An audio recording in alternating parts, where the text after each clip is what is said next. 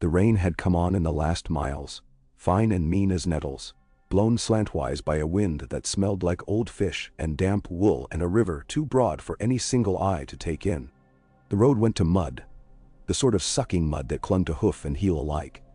And the horse the hound had taken, borrowed, he'd said, as if the word were a joke, flicked its ears in sullen protest as the puddled ground tried to swallow her shoes. Arya put a hand to the mare's neck and felt the steam under the rain-slick hair, the heat of an animal that would keep going because she kicked, and because the big man beside her would not abide stopping. She could not see the twins yet, but she could feel them. The air carried a difference ahead, a weight, the way a door in a house makes a room feel close, before you have even seen that it is shut.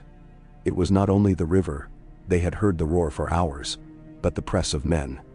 The low, continual thrum of many voices mixed with metal, with the sharp stink of 1,000 fires burning damp wood, with the clatter of pots, the rasp of whetstones, the restless whicker of horses cramped and bridled, and somewhere under it all the high, remote peal of laughter that meant wine and women, forgetting that they were far from home.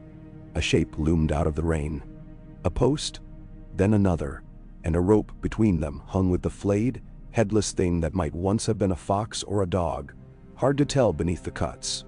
Arya saw the hound's head turn, the iron dog's snout of his helm wet and running like a stream. "River lords and their pretty customs," he said. His voice was dull from the water in it. "Banners and dead things to scare the other dead things. Keep your hood up." "I'm not afraid," Arya said, though her throat had gone tight at the sight of the flayed carcass. The rain tasted of old pennies. She spat, wiped her mouth on her sleeve and set her teeth the way Sirio had told her once, to feel where the strength lived in the different parts of her. "Stop telling me what to do.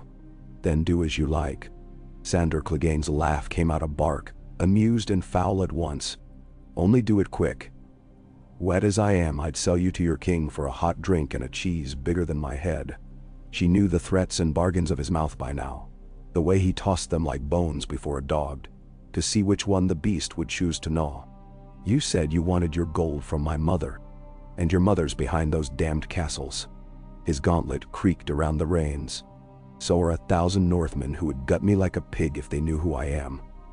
You'll do the talking if there's talking, little wolf." He turned his helm. "Try not to name me too quick." "I'll name myself first," she said. The words stumbled and then found their feet, and when she spoke again they were steady. "I'm going to tell him. Tonight." He said nothing at first, and the silence felt larger than the road. They had not spoken of this in the last hour, or the one before that, though each step closer to the lights ahead had been a stitch in the same cloth. "You tell him. You keep your head up and your hands where they can see them," Sandor said at last. "If you weep, weep like a lady, and if you run, run like a thief." "I won't run," Arya said. "Not again." The river showed itself as a widening of the dark, a blackness on blackness, then as a churning skin of slate, broken here and there by pale, insistent foam. The twins squatted on either bank like two old, long-faced men sour with sleep, their gray towers pin-pricked with light. Bridges like ribs joined them. The nearer bank crawled with life. Camps staked in ragged rings, a ditch here, a hedge of sharpened stakes there, latrine trenches, wagon ruts filling with water, the muddy avenues that men made when they had nowhere else to walk. Banners hunched in the rain, miserable as drowned crows. They were challenged by men in soaked cloaks and kettle helms, spears up, faces small islands of suspicion under their brims. The first ring of guards were riverlords by the look of their shields, trout and towers and harps dulled by wet. The second ring wore rougher wool and weathered leather, with crests Arya's heart knew better than her tongue. Flayed man, sunburst, silver trout quartered with direwolf, a white hand on a field of mud. "Stand," one of the guards said, as if they had already done anything else. A boy with too much jaw and not enough beard set his spear, so the point made a hard star in the rain, as if it would snare them if they moved. Names and business. Arya swallowed. Her mouth tasted like the river. "I am Arya Stark of Winterfell," she said, and when the boy laughed reflexively, she let the anger sharpen her voice. "I am Arya, daughter to Lord Eddard, sister to Robb." And I want my brother." The boy's laugh died. The rain made lines down his face, like new scars. A man behind him shifted, and Arya saw the quick, sideways look that guards give one another when the world tilts beneath them. "Gods," the man behind said softly. He was older, with a jagged notch missing from one ear, and his eyes had a memory in them that Arya felt like a hand on her shoulder. "Hold, hold." He pushed to the front and peered at her, one hand lifting, not quite touching her cheek. If he had said her name then,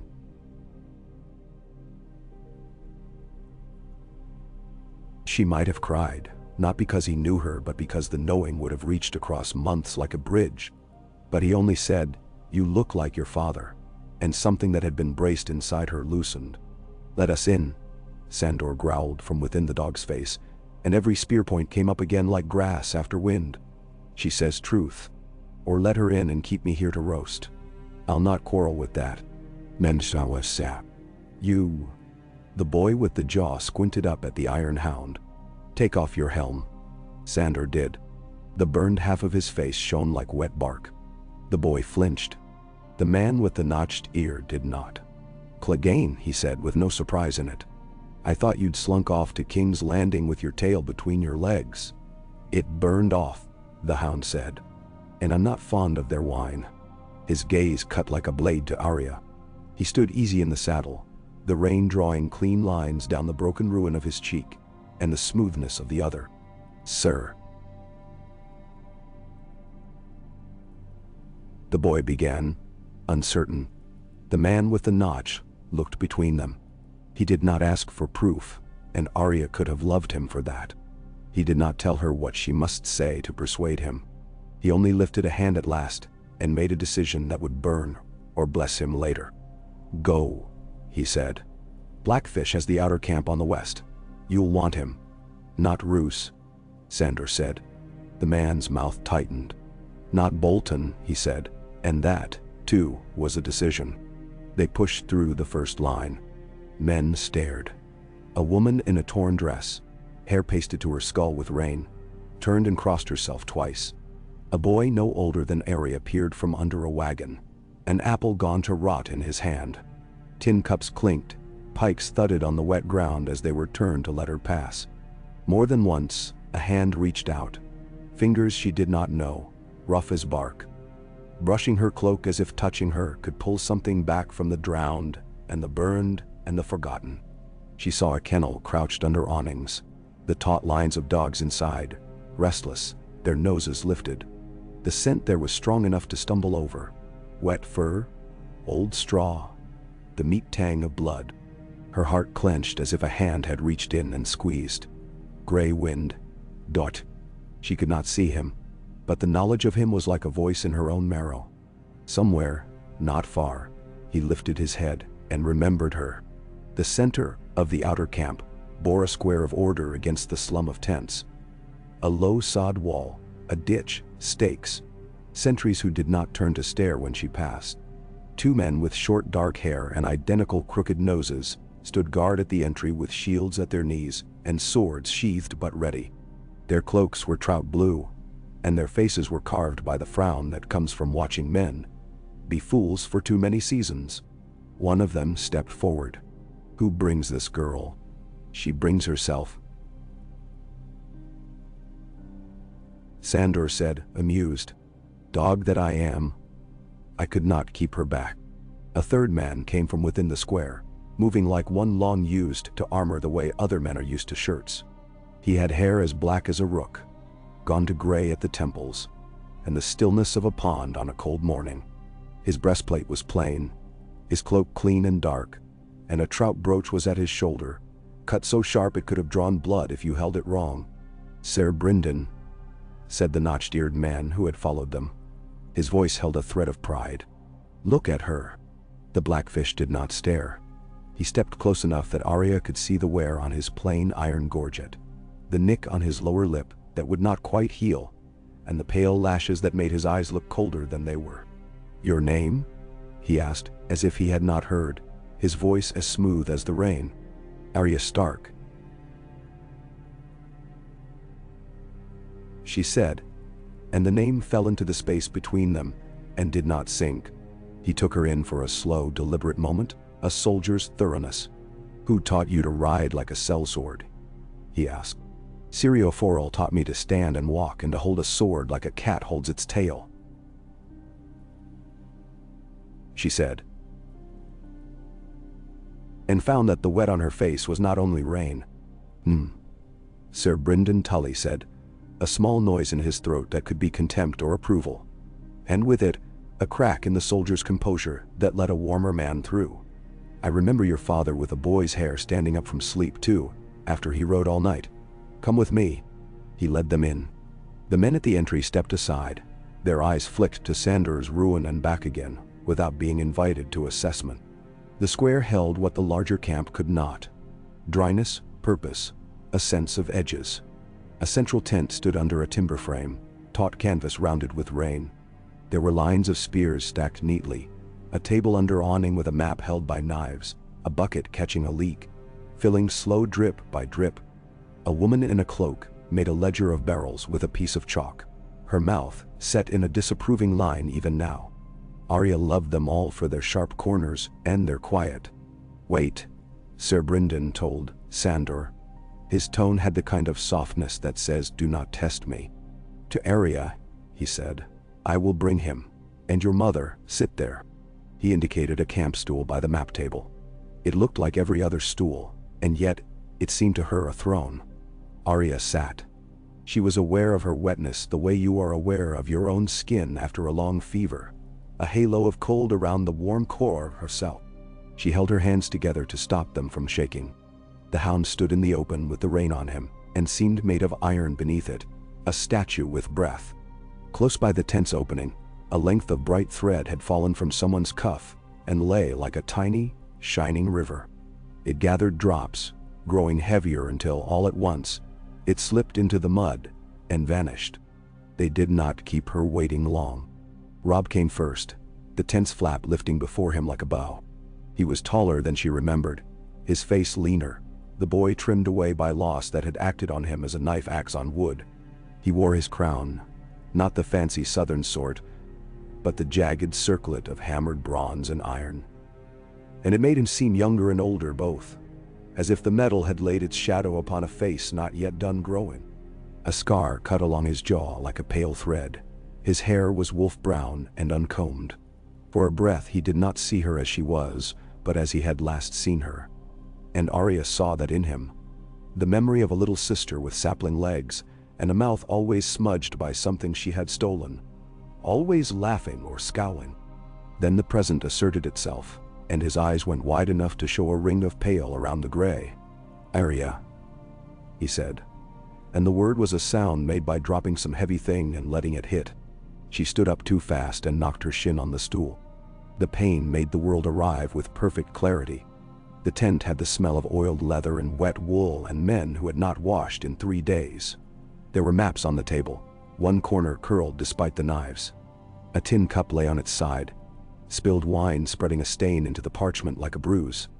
Robb moved toward her in a rush, then checked himself, as if afraid of frightening her, and in that space she went to him, 5 quick steps, and collided with the armor that held a person she loved. It was like hugging a door. Then the door came to life and enclosed her. Her cheek pressed to cold metal. She felt the tremor in him that matched her own. He put his hand on the back of her head and made a noise that, if she did not know him, she would have thought was a hurt dog's. He smelled of rain and iron. When he let her go, his hand stayed on her arms as if he was unsure that flesh would be there if he removed them. "Where?" he asked. "How?" It came out as 2 separate words, and both of them seemed too small, too flat to hold what they needed to hold. "Later," Sir Brynden said gently, and only then did Arya see that her mother stood a little behind Robb, her presence like a hearth fire on a winter day you had convinced yourself you did not need.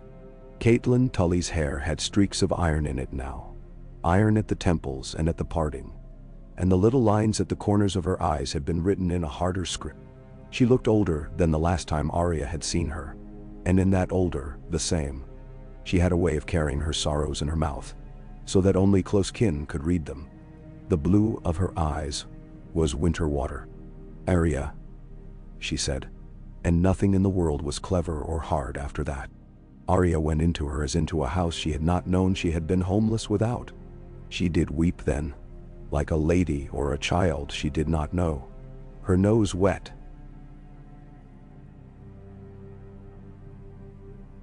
Chest tight. And her mother's hands were in her hair. The touch both new and familiar. She could feel the roughness there, the work in the hands that had mended and packed and bound and blessed. "You're thin," Catelyn murmured into her hair, like a prayer against the skull. "You're my girl, you're thin."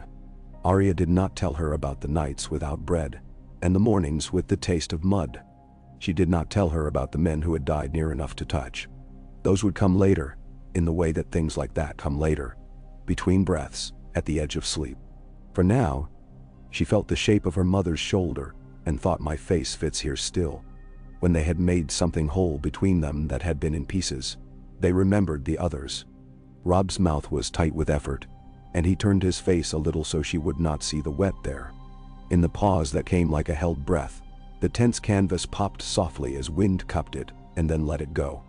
"Who brought you?" Robb asked, and over Arya's shoulder his eyes had gone to the big man by the flap. "A dog," the Blackfish said dryly. Sandor Clegane pushed his wet hair back with one hand, unashamed of the ruin of his face. "I want my gold," he said simply. "And a horse better than the one I took, and a skin of something that burns. You'll have a cell if you're lucky." Someone snarled. But Robb raised a hand, and men's voices obeyed it the way grass obeys the wind. "How did you come by my sister?" Robb asked. Sandor shifted his weight. "She came by me," he said, and Arya found herself scowling at his choice, but unable to deny it. "King's Landing is full of rot. I cut myself free of it. Took her with me when I took it into my head to head north. Thought her worth a purse to the right mother." His pale eyes flicked to Catelyn, not in apology, not in shame. "Here she is." "You served the Lannisters," Catelyn said, her voice carefully neutral. "You hunted my daughter in the streets of King's Landing once, I am told." He shrugged, the gesture loud with wet leather. "I hunt what I'm told. I'm not told now." He seemed to consider, his lip curling slightly. "Not by them, at least." Robb studied him, the way a man might study a hound whose teeth you appreciate when they face outward. "But do not trust near your children. You will have food and a dry place," he said at last. "And men to watch you." He inclined his head to Sir Brynden. "Uncle, Paradinta, we'll find him a stall," the Blackfish said. To Sandor he added, "Take no offense. I've given a stall to men of better smell." Catelyn made a small sound that Arya knew could be laughter or grief, or both. Her fingers had not left Arya's sleeve. As if her daughter were a kite she feared the wind might take. "I cannot," she began, then shook her head, as if words were a tangle she could not yet pick apart. "You are here." "I'm here," Arya said, and the truth of it rang through her like steel tapped by a finger.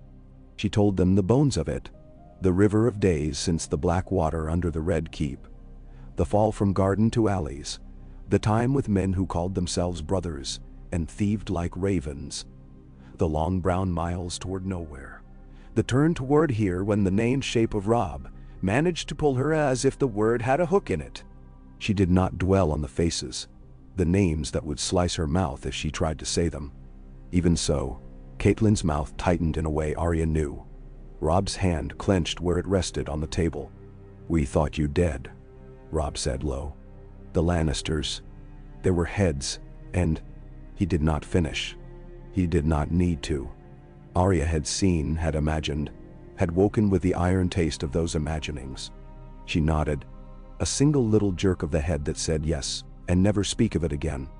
Outside, a trumpet called, thin under the rain. Men moved, the sound of it like cloth shaken out. Sir Brynden glanced toward the opening. "The Freys signal their readiness," he said.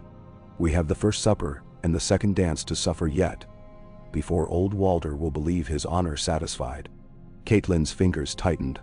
"He will not forget his grievance," she said. Frey men never forget. The Blackfish agreed. They simply count.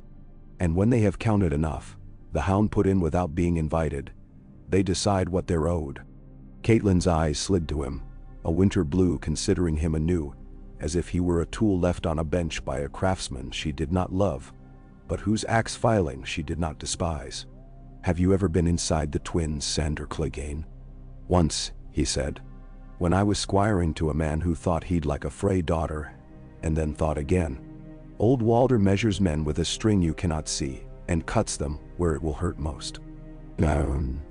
Robb's mouth had a line to it that Arya had not seen when he'd left Winterfell for the south. It was a man's line, not a boy's. We have offered apology and amendment, he said.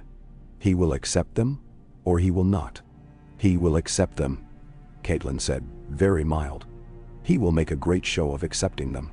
Her hand lifted, then settled again, as if she had thought to touch Robb's cheek, and then remembered the crown. Brynden. Sir Brynden turned his head.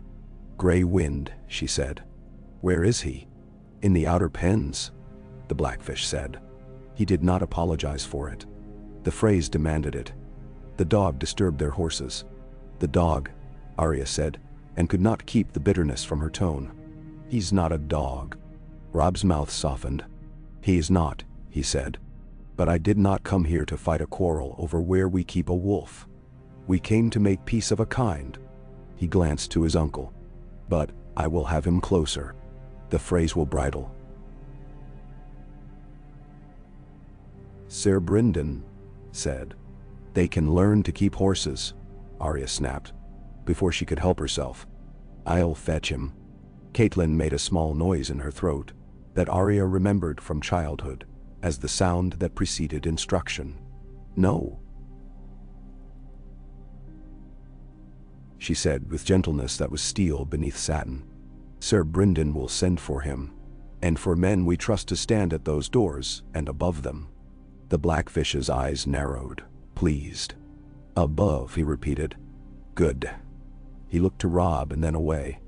I can place Mormont's girl with the lady, and Wendell Manderly at the king's shoulder.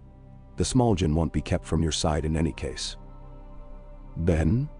Black Walder Frey is to host the king's table, Robb said. Let him watch our backs if he likes. If he likes. The hound muttered. He had not moved from the flap, but he had watched everything. The coiling and uncoiling of the talk. I've seen empty arrow slits plugged up with roses before a feast.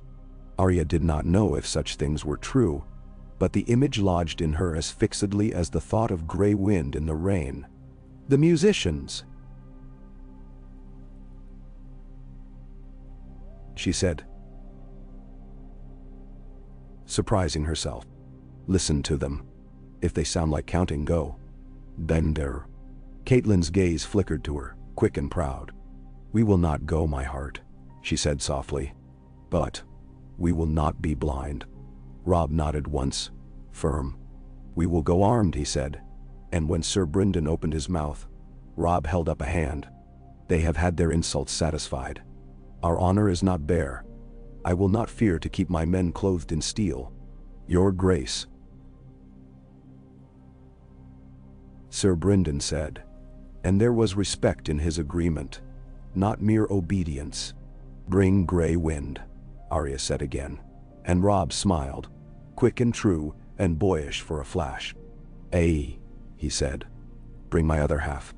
They had a few minutes snatched out of rain and war after that, as if they had come to a house in a storm and found a room that someone had remembered to keep warm. Catelyn would not let go Arya's sleeve, and so Arya stood near the map table and told a few more pieces and left out others. Robb spoke of the Riverlands as a man speaks of a woman who has grieved him and given him bread, a place that would not yield to him, and yet had taken him in, of the faces of lords that Arya half remembered and half invented anew as she listened. Karstark dead and his son's sour looks, Bolton's pale eyes like a winter sun, Manderly with his slow words and large appetite, men whose banners had been ash in the wind at the mummers.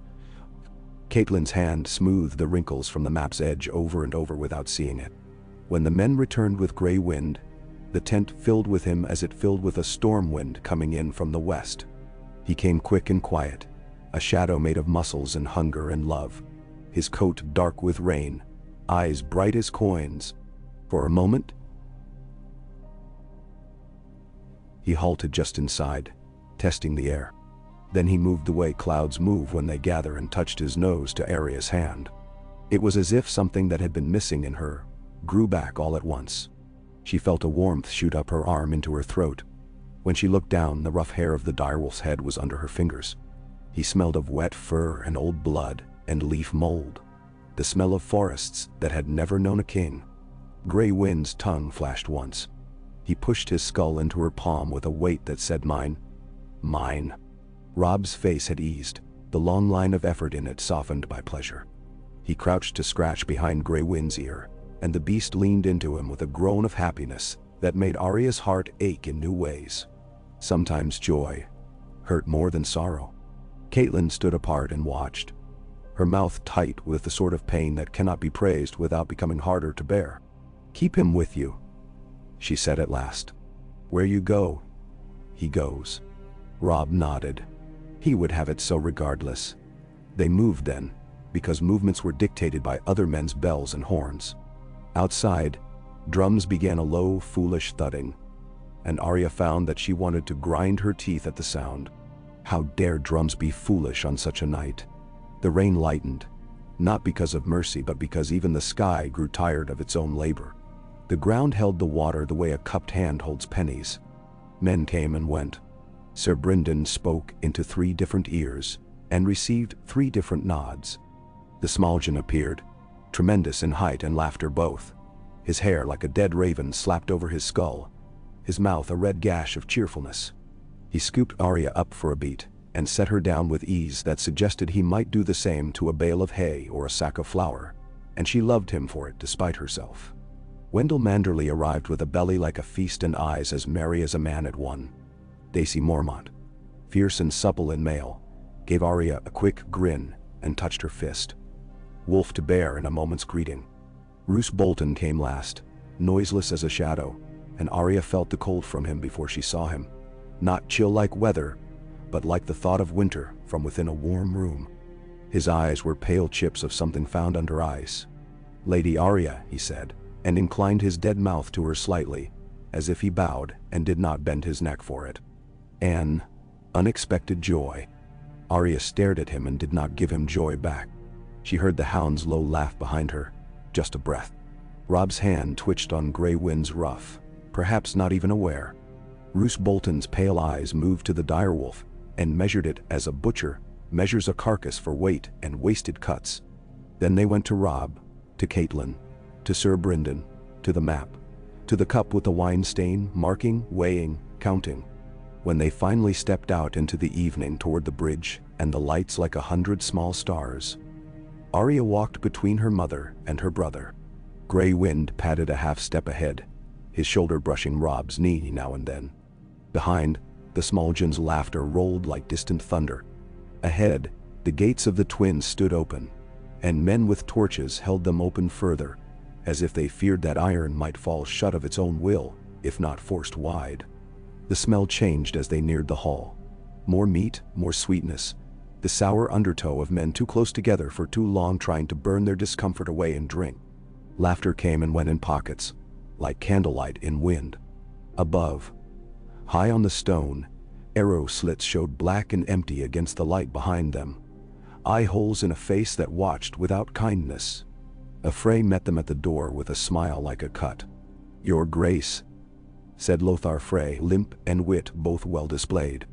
"How it joys us to have you as guest." His gaze flitted to Arya, to Catelyn. His mouth made a shape like polite surprise. And joy upon joy.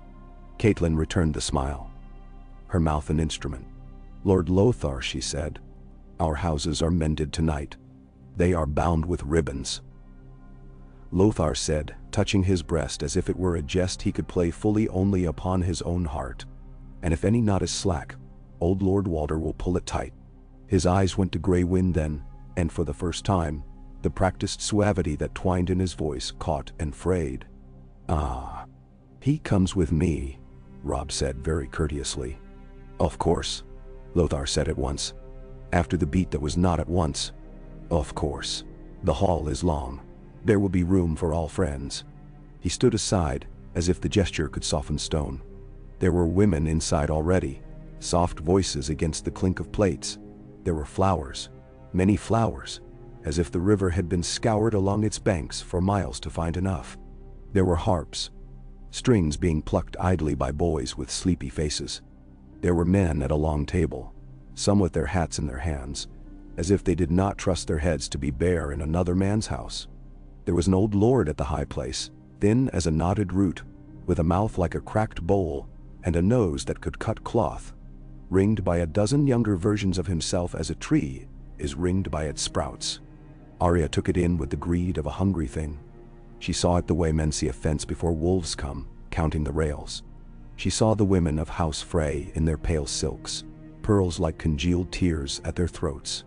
She saw the doors at either end of the hall, tall enough for two men astride to pass through with their heads bowed, hinges new-greased. She saw 3 musicians at first, and then saw 3 more.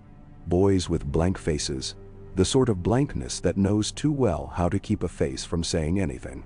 She could not hear their counting yet through the talk, but the sight of the bows in their hands made the hairs at the base of her skull stand in a small thicket. Catelyn's hand brushed Arya's once, a touch that said, "I see what you see, and I cannot say it." Robb moved forward, kingly, gray wind with him a shadow that men made room for without quite knowing they had moved. "Lord Walder," Robb said, and his voice went out over the gathered like something clean poured over something dirty. "We come to make you honored kin." "Honor," old Walder spat. He made a shape at his mouth that could have been a smile if a blade had not cut half of it off long ago and left it to heal wrong. "Your honor's late." His eyes flicked like lizard tongues. Quick, nothing missed. They went to Arya and clung there for a fractional beat too long, and multiplied. Stark girls are thistles. They spring up everywhere you don't expect. Thistles have roots, Catelyn said sweetly. They hold the soil. Walder's glance slid off her, not because he could not meet it, but because he had already counted her worth long ago. He flicked 2 fingers. A boy, one of the dozens, brought bread on a round and salt in a dish like a little silver pond. The old man pinched a pinch of salt, let it fall onto the crust, and broke. The gesture was old as walls, old as rain. Even the Freys remembered such things. Robb took the bread in both hands. He tore it. He dipped. He ate. The hall gave a little sigh that might have been the sigh of a beast tasting blood, or of a town tasting rain at last. Old Walder watched him chew as if he had made the bread himself, and was sure the flour had been ground from ground bones. "Wife," he said to the pretty girl beside him with eyes too big for her face. "Smile, little hare. No one wants to drink with a scared cup." The girl smiled. Tears stood in her eyes, and Arya wanted to kick the old man in the shin like a child. The urge made her feel better. Around them, men laughed, tin cups clinked, and wine moved like a red river pouring downhill into the mouths of those who needed it most, and those who did not need it at all. The musicians plucked a few notes together, found a place to stand side by side. Then one turned to whisper to another, and the boughs rose like a flock of starlings taking wing. Gray Wind's head lifted. His eyes went to the rafters, and then to the right-hand door. Then back to the rafters. The fur along his spine gathered itself into a ridge. Robb's hand, without looking, went to his ruff and settled there, heavy, owning, steadying. The king stood easy, but the muscles at his jaw bunched and released. Bunched and released. On the far side of the high table, Roose Bolton watched the direwolf's hackles with the same mild interest a man gives the weather before deciding whether to take a cloak. "Eat," Lothar was urging, moving like a gentleman host through the press. "Drink, Dot. We have such things tonight. Such wonders, your grace. Capons drowned in butter, and fish from the green fork fat as cats. Oh, and a pie that will make men sing to it. And let the pie sing for itself." The smulgen boomed, and men around him laughed, relieved. Daisy Mormont stood behind Catelyn's chair, her eyes not given to laughter. her hand resting easy on the hilt at her thigh. Wendell Manderley was at Robb's left shoulder, his bulk a comfort, his smile a weapon of its own. Sir Brynden had moved to the side, where the wall's shadow fell, and the shadow seemed to deepen to hold him, like water deepening where a stone is set. Arya did not sit. She could not have swallowed a bite if a man had offered her a string of honeyed grapes on his own sword. Her feet wanted to move. She found herself at the edge of the hall, near the door through which men came and went with trenchers and flagons. A boy with a spotted face saw her, and made a face that might have been meant for a friend. She did not return it. The rain had held off beyond the walls, but the sound of it had not. She could hear the river, restless under everything. The music found a song. It was an old river song, the sort of thing boys sing to girls when they want to kiss them behind a barn. It was harmless, deliberately harmless. Arya found no counting in it, only a zigzag of notes and a brag about a fish. She let out a breath she had not known she was holding. She saw Catelyn do the same. A fraction. Robb lifted his cup. He drank, and his throat moved. When he set it down, Grey Wind had not stopped watching the rafters. Old Walder made a speech then. A brittle thing full of apologies like thorns that prick if you try to stroke them smooth. He said honor 6 times, family 4, loyalty twice in a voice so dry it might have caught fire from a spark. The deeper he went into his lies, the more pleased with himself he became, like a boy hiding a frog in his sister's bed. Men laughed when they were cued, clapped when they were cued, drank when the cups passed. Lothar limped and smiled and bowed. Black Walder grinned with his teeth. Arya felt none of it touch her. Her world had drawn into a kernel of sense. Her mother's profile under the torch, Robb's hand in the direwolf's fur, the rustle of Daisy's mail when she breathed, the soft scuff of a boot behind the tapestry to the left that you would not hear if you were not listening to the wrong things. She slid a glance to Sir Brynden. He was already looking at her. They did not speak, but he lifted his chin, a question. Arya turned her head just so, toward the left-hand door. The blackfish's eyes dipped and rose again. Seen. The first cups of wine were making men easier. The second loosened belts. The third would be too many. Arya moved along the wall, like a shadow that had found its body. No one looked for a girl when there was meat and honor and old insults being braided up like wheat in a harvest by a man who had meant to starve for years and could not remember why.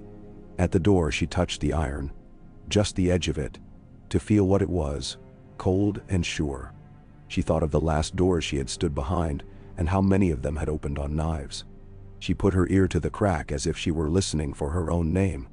She heard the footfall that wanted not to be heard, and the clink that followed it, impatient. Behind her in the hall, a laugh went up too loud, too sharp at the edges. The boy with the spotted face jumped. Daisy's hand had not left her sword hilt. Grey Wind's low sound slid through the tables like a thread of smoke. Not a growl yet, but the beginning of one, a warning drawn from a deeper place than speech. Catelyn reached out and set her fingertips, light as moths, on Robb's wrist where it lay on the table near his cup. Their eyes met. In that look, Arya saw everything. The boy he had been, the man he had become, the mother who had no word that would keep him or let him go. Outside, the river spoke on as it always had, indifferent, tireless. The musicians lifted their bows again. The boys' faces were smooth as slate. Old Walder leaned back in his great chair and smiled the way a slit smiles when it begins to bleed. Arya reached into her cloak and closed her hand around Needle's hilt. The leather had worn to the shape of her fingers from uses that did not care to be counted. She breathed in slow, and the smell of wolf and wet stone and iron and meat and river filled her like a cup. The song began, soft, a thread. She listened for counting. She listened for the old bitter tune that men in lion cloaks had made their own, the one they sang to themselves when they forgot that walls can fall. She heard neither. She heard the lifted step of the boot behind the tapestries and the whispered curse when a splinter found a palm in the dark. She heard Sir Brynden's soft cough. She heard the hound's low voice far away at the entry like a man coaxing a nervous horse. She heard her own heart, small and furious. The hall breathed in with her. It held. It did not yet break. A.K. The song that followed was anything but the one men made a threat of. It was light enough to blow away if a door opened too soon.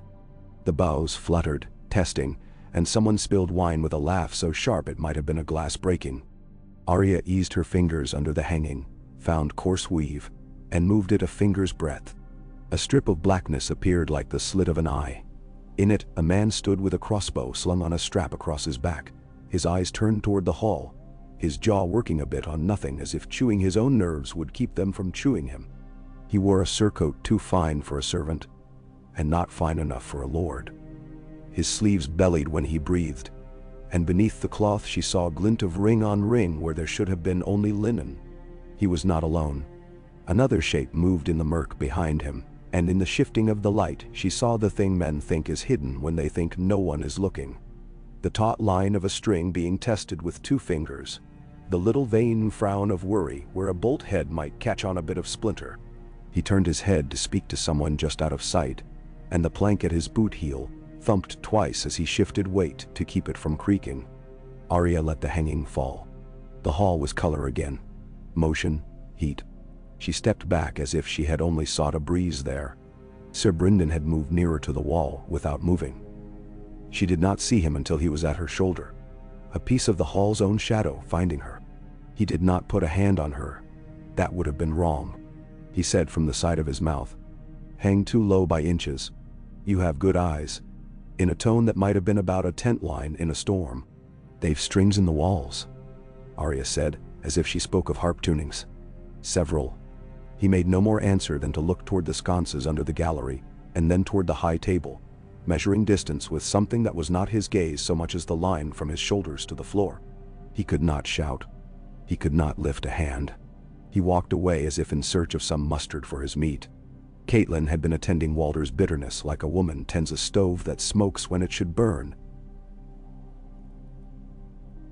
She glanced once toward Arya as if the girl's skin made a noise when it tightened. Arya did not go to her. Robb was a long, clean line under the torchlight with a shadow too big for his body. A king in a hall that did not want a king. She could not go to him either. She slid along the wall instead to the angle where the rafters made a cross, and the plaster had been patched, and stood in the sense of the place, listening. Sometimes a hall tells you what it has seen if you are still enough. This one had seen 4 weddings this year alone, and a dozen petty feasts, and a boy falling from a beam in spring when his brother made him dangle like a monkey to make a serving maid laugh, and a woman birthing in a back room while men at the front drank to Lord Walder's new son by a wife younger than the new mother by a year.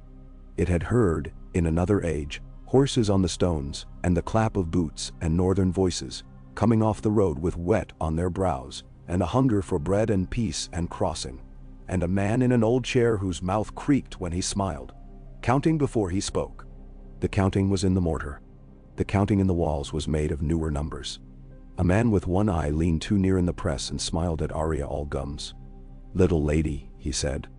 The breath of him was wine and onion. "Little bird." She lifted her chin the way Sansa used to when she was angry and wanted to look taller. "Wolf," she said, and the word ran like a ripple over the nearest men and made 2 of them look down to see the direwolf whose shoulder brushed their legs when he turned. Gray wind took the drift between tables, like water takes shape where the ground falls low. Men parted without knowing why, and then laughed at themselves for it, and one grabbed at his cup as if a beast might thirst for warm wine set for a man. The wolf's ribs showed through his wet coat. His eyes were so bright they looked like the eyes of a man seeing something very far away. He came to the corner where Arya stood and set his head at knee height, so she could find him with her fingers without reaching. She did not look down. The fur there was wiry and damp, slicked along each strand, the skin warm beneath like a hand she trusted. The music's harmlessness began to tire. A boy near the back, more boy than the others, put a bow to his string and looked up to the gallery once as if for permission. The man behind the tapestry stamped his heel once, twice, and then stood very still. Lothar Frey clapped his hands together like a lady with pretty gloves and called for more wine. A serving girl slipped, recovered herself with a passive grace those who saw it did not think to applaud.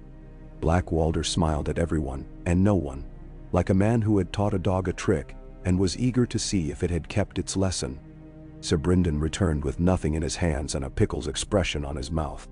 Between one breath and the next, two Manderly men, the fattest men outside of White Harbor, had placed themselves along the wall beneath the right-hand windows and begun to argue over whether a pie being partridge and eel together counted as a sin or an experiment.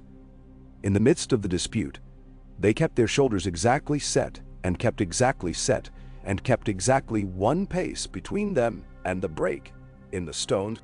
Daisy Mormont shifted to stand where a woman with a trencher had been, with a smile that showed strong teeth and suggested that she had long practice at making herself at home in places that did not expect a woman to do so. The Smaljin roared at a joke that might have been that a Frey had a pretty nose. His laughter drove three boys like sparrows into the far corner and left in their place two Umbers who had not been there when the laughter began. None of it looked like anything. It was everything. Catelyn lifted her cup and let the wine touch her mouth without taking it in. The torchlight caught the metal of her sleeve beneath the blue. Arya saw a Frey wife see it too and make a small note of it with her lips. "It rains," old Walder intoned, speaking of the weather as if he had his hands around its neck. "Rains and rains, and if I did not know how to count, I would mistake it for generosity. A man could drown and think himself blessed. A man who is drowning in water will not mistake it for wine," Catelyn said. "He will be spared that mistake." Old Walder's smile cracked like a crust under a boot. "I have wine enough," he said.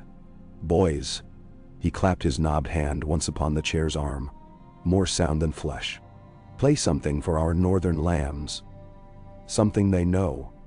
I would not have them think us poor hosts." A low thing went across the fretted faces of the boys who held instruments then. The quick glance of messengers on a battlefield. When a captain changes the order and uses a word, the other captain might not have known he knew. One raised his bow and then set it down to scratch at his cheek with the very tip of it. An odd little gesture that would have been nothing at all in a world where men did not hide knives behind gestures. Arya saw the older of the boys, the one with the gapped teeth and the hair that would not lie, press his lips together in a thought. He had to play a song. He only did not know yet which was the more dangerous: to play the song all had been counting for, or to play the one the old lord now requested. The one that would set knives back in sheaths in front of the men who had longed all day to take them out. Before that choice could be forced upon his hands, a cup broke 3 tables down, and wine ran like blood over men's fingers. It was no accident. Arya had lived near accidents long enough to hear the difference between clumsiness and intention. The man who had his cup in his hand also had a knife in his sleeve, and had not meant to show it yet. The crack of the cup was the sound gloved laughter makes. The hum of talk thinned a fraction, the way a swarm thins when a stick is put into its heart. Wendell Manderly took a stumbling step backward as if to avoid the spill, then caught himself on the edge of the table with a hand that seemed to reach too far, and half fell against the man to his left. A Frey with a summer of beard and an uncertain lip. The Frey braced him, cursing him with the soft roughness of a man who had spoken in barns and sheds his whole life. Wendell apologized with a goosed rattle, and in that same apology moved to a new place where the wall behind his shoulders was 12 feet closer to the gallery slit. Under his breath he said, as if considering oil, or goose fat, or the merits of salt with sweets. No blades came out. The bows never struck the first notes of the song men would have remembered in their bones. Lothar Frey wiped wine from his hand and spread his fingers to the air as if the air was full of girls who might take his fingertips for a turn and be gone. "See," he said slightly too loud. "Accidents. We have them even here. It is almost like a home." He made a sorrow mouth and showed his limp as if it were a pet he had taught to perform on cue.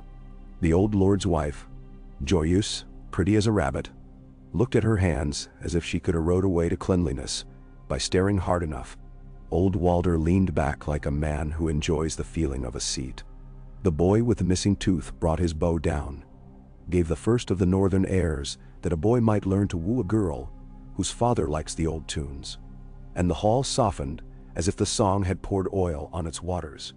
Arya let her breath out hard through her nose, and the wolf beside her turned his head to glance at her with a look that very plainly said foolish girl, and then very plainly said brave girl, both at once. When the meat was brought, it came on platters so hot that the women held the cloths double. Robb would not eat until Catelyn had touched her knife to the pie and taken the first bite, and after she had done so without dying, he smiled at her for it, as if they had just remembered some Winterfell game and gotten it right. He did not eat much regardless. He had the look of a man who tastes all things and prepares to spit out half. Edmure Tully, who should have been the heart of whatever feast this was or would be, was not there. Arya heard 3 answers for why. One was that he had ridden late from the east with 200 men who had made too poor time and needed a bed more than a bench, and would be in the morning a groom, with eyes stiff and closed but bearing, like a horse that has rested just enough to fall down after the next hill. The second was that he was inside a tower with Lord Walder's men, who had advised him on how to behave so that a Frey girl would not cry, and thus stain the carpet of politeness all gathered were trying to weave. The third was that he had none of him here at all. A proxy would be married to a proxy while Walder's eyes looked one way and his son's hands looked another. Arya knew something about the ways men made truth by saying a thing thrice in 3 different shapes, and she did not like any of those shapes, except the one where Rosalind Frey, who had likely never chosen anything except which ribbon, and even then only from what was in the box that morning, did not cry. She had not seen the girl yet. She thought if she could find her, she might say strange things to her like, "If you want to run, I knew a boy who ran once and was good at it," and like, "Look out a window and count who is looking up instead of over." She and her mother went out of the hall sooner than men did, because women are permitted to be sensible first. Catelyn did it slowly, smiling and speaking the words of thanks that insisted on being spoken, so that what she did could be read 2 ways: a tired lady in a hall heavy with smoke taking clean air for her cough, or a cat stepping out of a room with a mouse in her mouth behind her teeth. Robb followed not long after. Sir Brynden remained. Roose Bolton somehow did both, present and absent at once. Arya had to look twice to be sure he had left the chair they thought he had been sitting in. Outside the air was cool and thin. The river was not seen so much as sensed, oppressed to the ear bones. Men smoked under eaves in pairs. The drizzle had thinned to a feeling on the skin, a mist that meant to dampen spirits, and failed. The torches along the yard had been changed. The new ones were fat and spit slowly, grease in the fire. The smell of it made Arya think of pigs, and she did not know why. They gathered in a smaller tent under the lee of the bridge, where the wind made a different sound. It was not the main command tent. They did not want every man to know that every man was being told to stand where he did not think he stood. It was a soldier's tent, patched twice, the ropes good, with the poles set firm by some hand that could tell by the tone a cord makes what weather it will stand. Robb took off his crown and set it down as if it were a cup he had been given that he would drink from only if he wanted what was in it. Catelyn rubbed her hands together in a way that suggested not cold, but impatience. "They had men with strings behind the walls," Arya said, before anyone asked her. Robb's eyes flicked to Sir Brynden. The Blackfish nodded once. "Where?" Catelyn asked. "Only that. Left and right," Sir Brynden said. He spoke as if of field pieces on a map. "Galleries long enough for 6 at a time. A door behind the tapestry to either side. They have used the time that was left to them." "They did not use it," Robb said softly. "They did not use it yet." The Blackfish returned. Wendell Manderly was there. So was the Smaljun. So was Daisy Mormont. Meg Mormont was back with the men. Her daughters playing her hands here. Mark Piper stood with his mouth stubborn, his eyes quick and young, as when he lay on his belly on a green bank to watch girls bathe, and thought himself invisible, and was delighted when he was not. Roose Bolton was not there. Arya thought of him anyway. He had a way of being present in the spaces you left for one man even if he was in another. "We will not go back into a hall where we are naked," Robb said. "Not even naked, under a shirt of lies." He looked at Daisy. "Put women near my mother. 2 bears and a she-wolf. And an umber if you can. A quiet umber, if such a thing breathes. And no. I will find the quietest umber and dress him as a girl, Daisy said with a curl at the corner of her mouth that did not quite become a smile. We will call him Daisy, and he will curtsy until Blackwalder falls in love.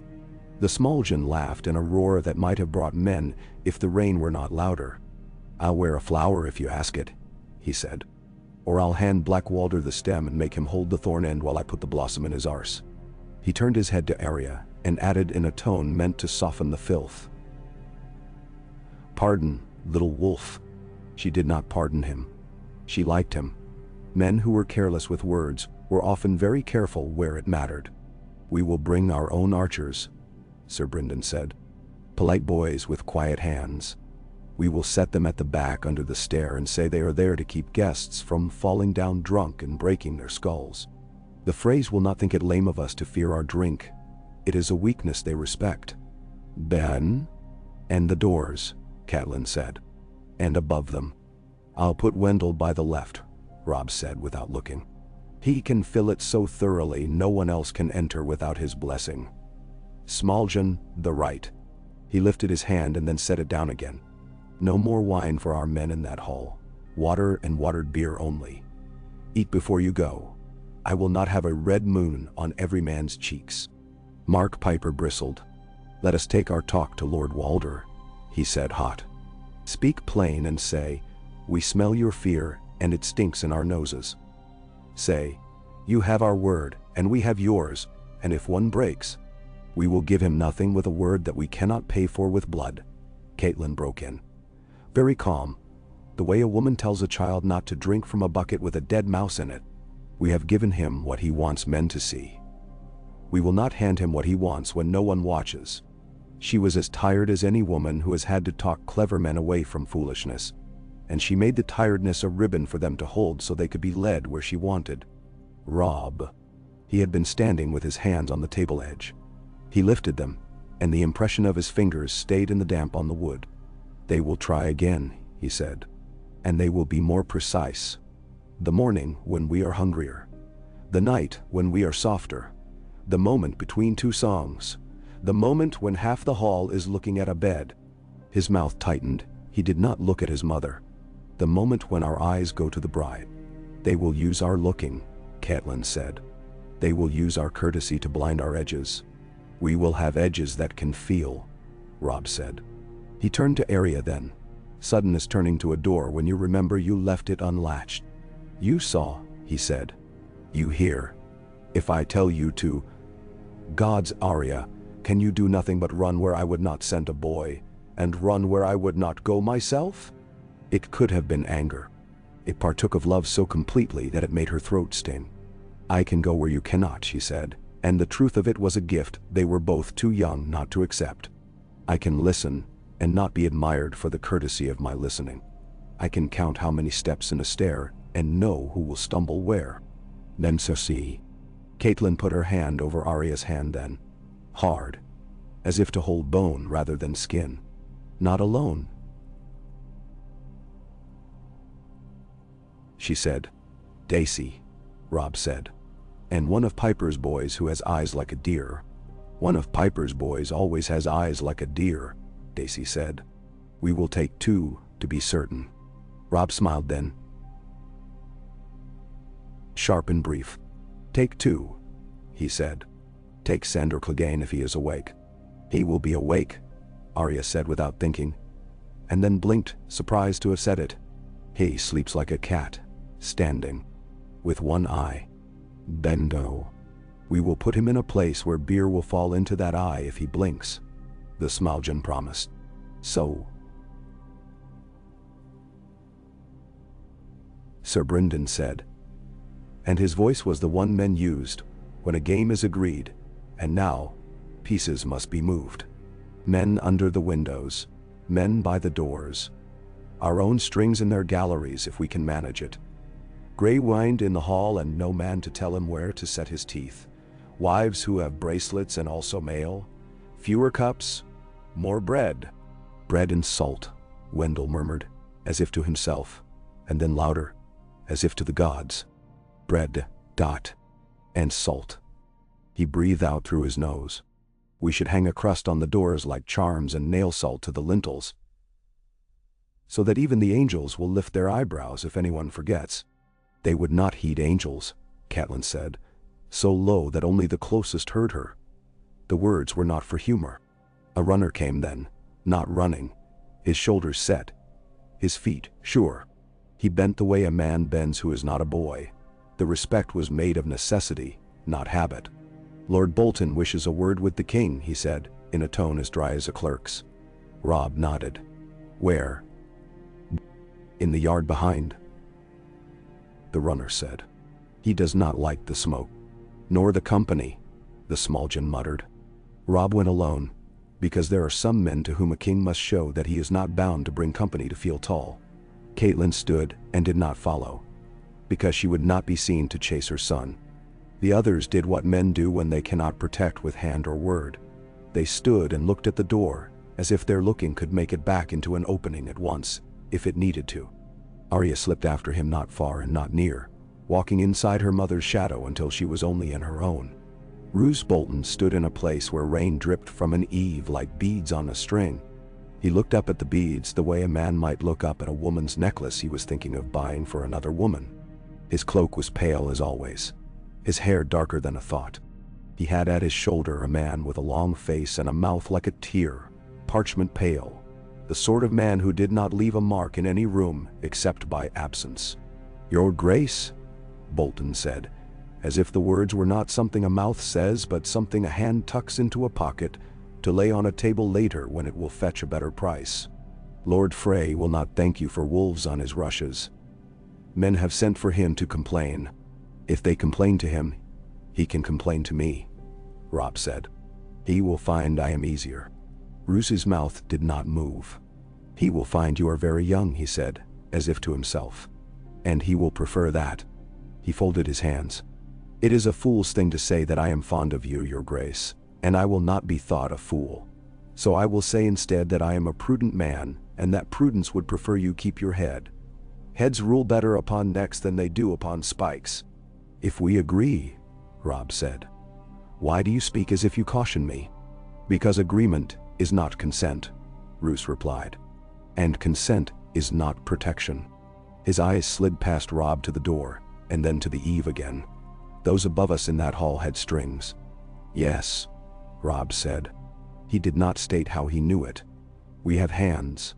"You are the hand," Roose said. "If you are cut, the body that follows you will flail." His killing pale eyes ticked once to the direwolf that had ghosted out from behind Robb, and now paced with a soft thread of breath visible in the damp. The wolf's nose lifted, drinking the air around Roose as if it were meat. Roose did not move. "Take care," he said. "It would be very like Lord Walder to finish what we have begun in a room where men can count better than we do. It would be like him to choose a number that pleases the one on the throne in the south, and to have a letter ready to send with a pretty hand at dawn." He looked at Robb then fully, and the nakedness of his eyes made Arya's skin crawl under her cloak. "And it would be like the Lannisters to sing about it." Robb inclined his head a fraction. "Do your men go in the morning?" he asked mildly. "Or do they remain so we can count them with ours tonight?" Roose tilted his head in the same way that stoats tilt before they bite. "My men will be where they are put," he said. "Ace always." The rain had thickened again into the sort of drizzle that gets into your collar and finds the place where your neck and hair begin and makes you think of bed. Arya watched the two men and thought. Not cleverly, because cleverness did not serve here, but in the plain, dangerous way a child who has seen too much thinks. There are men who would not move if a cart went over them, because they could not bear to disturb their own stillness. She could not say whether that stillness would save one more life this night, or take 10. Sandor found her at the edge of the lamplight when she would have gone back in. He was where a puddle had gathered, the reflection of the light in ripples around his boots, like coins in shallow water. "You should be under a table," he said. He did not bother to shape his mouth into courtesy. His good cheek had a bristle. His bad one had its old shine under the wet. "I should be anywhere I want," she said.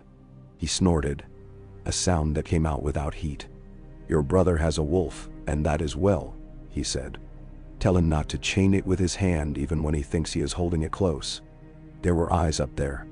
He jerked his chin toward the high windows. They want a clear shot at a crown and a story to tell over soup. She took the words and folded them. "You'll come in," she said. He gave her his old look, the one that said mockery and also said, "I have stood in thorn bushes barefoot to make a woman stop crying. Do I look like a pretty singer girl?" He twitched his jaw. "No, I'll be outside your door where men tell jokes they don't mean. If anyone runs, I'll trip him with my foot." "Trip whom?" she said. "Anyone," he said, and she believed him. "I have no liking to be counted in a song that ends with a laugh." He looked up at the fjords of stone, at the slits with their blackness like teeth. "They'll not use the sweet song," he said. "They'll use the count if they can. But they like sweet. Sweet is easier to live with after." She thought a moment. "I like sour," she said. "So you do," he said. And that was all there was to that. They did not sleep. The night past the first feast into the hours when men would usually go to their wives, and their palates was a taut thread. Men moved in patterns that looked like nothing but were something. The rain found every crack in every awning, and taught them where the weakness lay. Arya sat with her mother in a low chair while Catelyn's women made mending for the morning and talked of nothing. Which is to say, they talked like women who have counted children in the morning and had one fewer than they counted at night, and learned in the long way that some things do not bear to be said more than once. Once in the middle hour, Arya slid away to the place where they had stabled Sandor, and found him standing with the skin of something and a look in his pale eye like a dog watching a storm. The horse he had been given showed white under the brow and rolled it. Sandor slapped its neck once with affection a little too hard. "Your brother thinks to be clever," he said. "Your mother thinks to be stubborn. The old man thinks to count." He took a drink. "Men bleed when they think too hard at once." "Not all," she said. "Not all," he allowed. "Some of them set teeth in the right flesh. Most don't. Don't take it to heart. Most folks don't do anything right except die." He squinted at her as if she were a candle too close to his face. "You look like a boy with his first knife."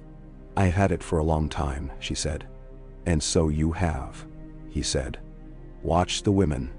They'll move before the men." In the morning, the rain was a mist fine enough to keep anger alive in any man who hadn't slept. The river was a great back shifting under the castle's skin.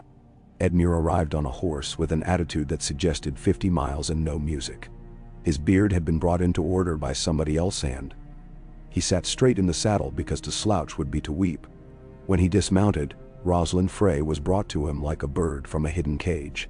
Bonneted, plucked, making the little curtsy that says, "I have not been outside often enough to know where my knees are."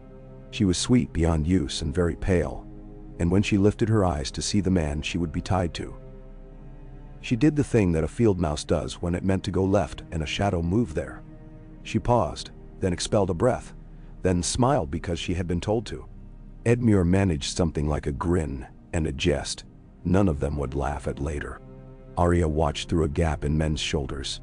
She thought of the list she said at night, the one she had said to the river, and to stones and once to a dead tree, and made room in it for a girl whose name she did not want to behold there. She tried to think of a man to add and could not. She settled instead for adding another Walder. There were so many Walders that the name was like a coat any man could put on to be warm. They swore the words in a room too small for all the eyes that wanted to see. Walder Frey spoke them with the mouth of a man biting bread so hard the flour sticks to his molars. He had a priest who looked like a crow in old snow. It was done quickly. Men do quick things when long things are waiting for them with their mouths open. Back in the great hall, the rushes had been changed, the topmost layer taken away so that the floor smell beneath could climb the room. The musicians had new strings on, their fingers red where they had pricked themselves in the setting. Wendell Manderley had already found the cap on. The Smaljin was already laughing. Daisy had already put herself to be a hinge for Catelyn to hang her stillness on. Grey Wind went in ahead with Robb. Lothar made his limping bow with a mouth that showed one more tooth than anyone ever needed to see. Black Walder had his sleeves rolled back to the elbow in the style of men who mean to do work. He had no hair on his forearms. Arya found this the most disturbing thing about him. From the first, the thing had a taste in it. Men who know a stable know the difference between the sweet smell of clean hay and the smell of hay that will go to mold before night. This smelled like the second, and the one-eyed man with wine breath beside Arya said to no one in particular, "Storm." He said it with satisfaction, as if he had expected to be proved right about something the world cannot argue. Bread and salt again. Old gestures cannot be done too often if anyone is planning to cut your throat. Catelyn's eyes were on wrists and on throats. She had the look of a woman counting where the rope frays. Robb sat and did not let his hand leave Grey Wind's fur. He spoke 3 times and was courteous, and sounded like a man who was about to have to be cruel. Walder spoke 9 and was nasty, and sounded like a man who was about to pretend to be sweet. Edmure smiled with his mouth and his eyes, and then neither. Rosalind, when she sat, folded her hands as if they belonged to the priest, and she had only borrowed them. Arya thought, if I could get her alone, I would say, "Run." But Rosalind would not. She had been born in a hall where running is like rain, talked of often, and never invited. The first hour passed like a man with a stone in his shoe, pretending he does not limp while he limps. The second began to feel like something tightening under a cloth. You can hide a knot for a while, but once it begins to bite, there is no way to make it not a knot. The moment came, it always does. Like an outcome that had been waiting behind a door, you walked past 3 times, and finally opened out of boredom. There was a lull in the talk while meat was being carried in, and men were making room for it with elbows and laughter. A minstrel with yellow hair and a downy chin raised his bow, and then paused to tune a single string. The note he plucked was not the first note of any song. It was a counting note, the way boys count out the rhythm of feet when they mean to chase and grab. Behind the left-hand tapestry, the thunk came, the one that belongs to a stirrup strap being tested. It was matched behind the right. A boy in fray gray at the far end of the hall, one of the least important of the swarm, put a hand to the back of his neck and scratched 3 times, though it did not itch. Arya saw the glance between 2 cousins and then the way one of them did not glance. He had been told not to. Catelyn reached, without looking, and laid her hand upon Robb's sleeve. Daisy's chin dipped the way a falcon's does before a stoop. Wendell set his cup down very carefully and picked up his knife. A small, fat knife for cutting bread, mostly. The Smaljin reached for a dish that was 2 men closer than he could actually reach, and leaned into that reach like a man grabbing a fish from a weir with his hands only. "Play," old Walder said. His voice was flat as a door. The boy with the gap tooth looked up, mouth a bit open. He did not bring the bow down. He said, very softly, something that might have been "Mother." Then he put the bow up and began a song that was very old and very northern and very harmless. It was about a girl who went to gather rushes with a boy and came home with more green on her skirts than she had left with. Men laughed. The Brown, who had been watching him behind the tapestry, stamped twice on a hidden plank, and then, very softly, set his foot in a stirrup. Arya did not wait for permission. She darted along the wall, small and quick as a cat in a kitchen, and with needle's point she pricked the hanging hard where a belly would be if a man stood with his belly to the wall. Cloth split, a small clean sigh of sound. The man behind jerked, grunted, and his foot came off the stirrup, so that the plank went down with a creak like a voice cracking into a shout. It was not loud enough to make everyone stop. It was loud enough to make the nearest 20 heads turn in precisely the wrong direction for men who had been planning to shoot them. There is a moment in any surprise when the surprise is itself surprised. Arya would think later when she had time to think. They had planned for men drunk and soft, and had not planned for a little wolf with a sewing needle for a sword punching holes in their cloth, right where they had expected their bellies to be safest. The man behind the right hand hanging swore and jerked his own string too soon. The bolt went wide and pinged off a cup and made wine fan into a red arc that for a heartbeat could have been blood. The man behind the left put his string to his ear to hear if it had sung as it should, and Wendell Manderly, who had been waiting for a sound not belonging in a happy room, put his whole big body into the left-hand door like a pig into a fence. The door gave. Wendell went through like a tide, and once he had gone through, nothing else could fit around him except what he allowed.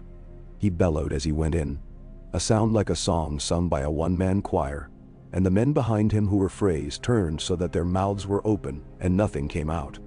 Grey Wind did not wait for a signal that no one could have given him. He went up the table in a gray streak. You would not believe a beast that big could move like that unless you saw it. He was all shoulders and teeth, and the sound a rope makes when it uncoils too fast. He hit the tapestry mid-chest and threw it, dragging it down like a smug man being yanked from his chair. Men under it tangled. Someone screamed. The boy with the bow cried out, as if the arrow had gone into his own leg. Daisy Mormont's sword, bright as a fish, was in her hand. For 3 breaths, there was only chaos. In those 3 breaths, the plan old Walder had thought of and picked at and patted and put aside and taken up again like a miser with a coin broke in 3 places. The coin fell under a floorboard and an eager boy's fingers blackened with reaching. The boy under the tapestry lost his bow and found a wolf. The door that should have been the mouth of the trap had a Manderly wedged in it like a cork. Men who had meant to be the hunters found their feet sliding back as if the hall tilted toward the north. Catelyn did not leap. She did not scream. She stood. She picked up the table knife and put it down, and then picked up her cup and threw the wine into the face of the nearest Frey, who had his hand where a knife would be.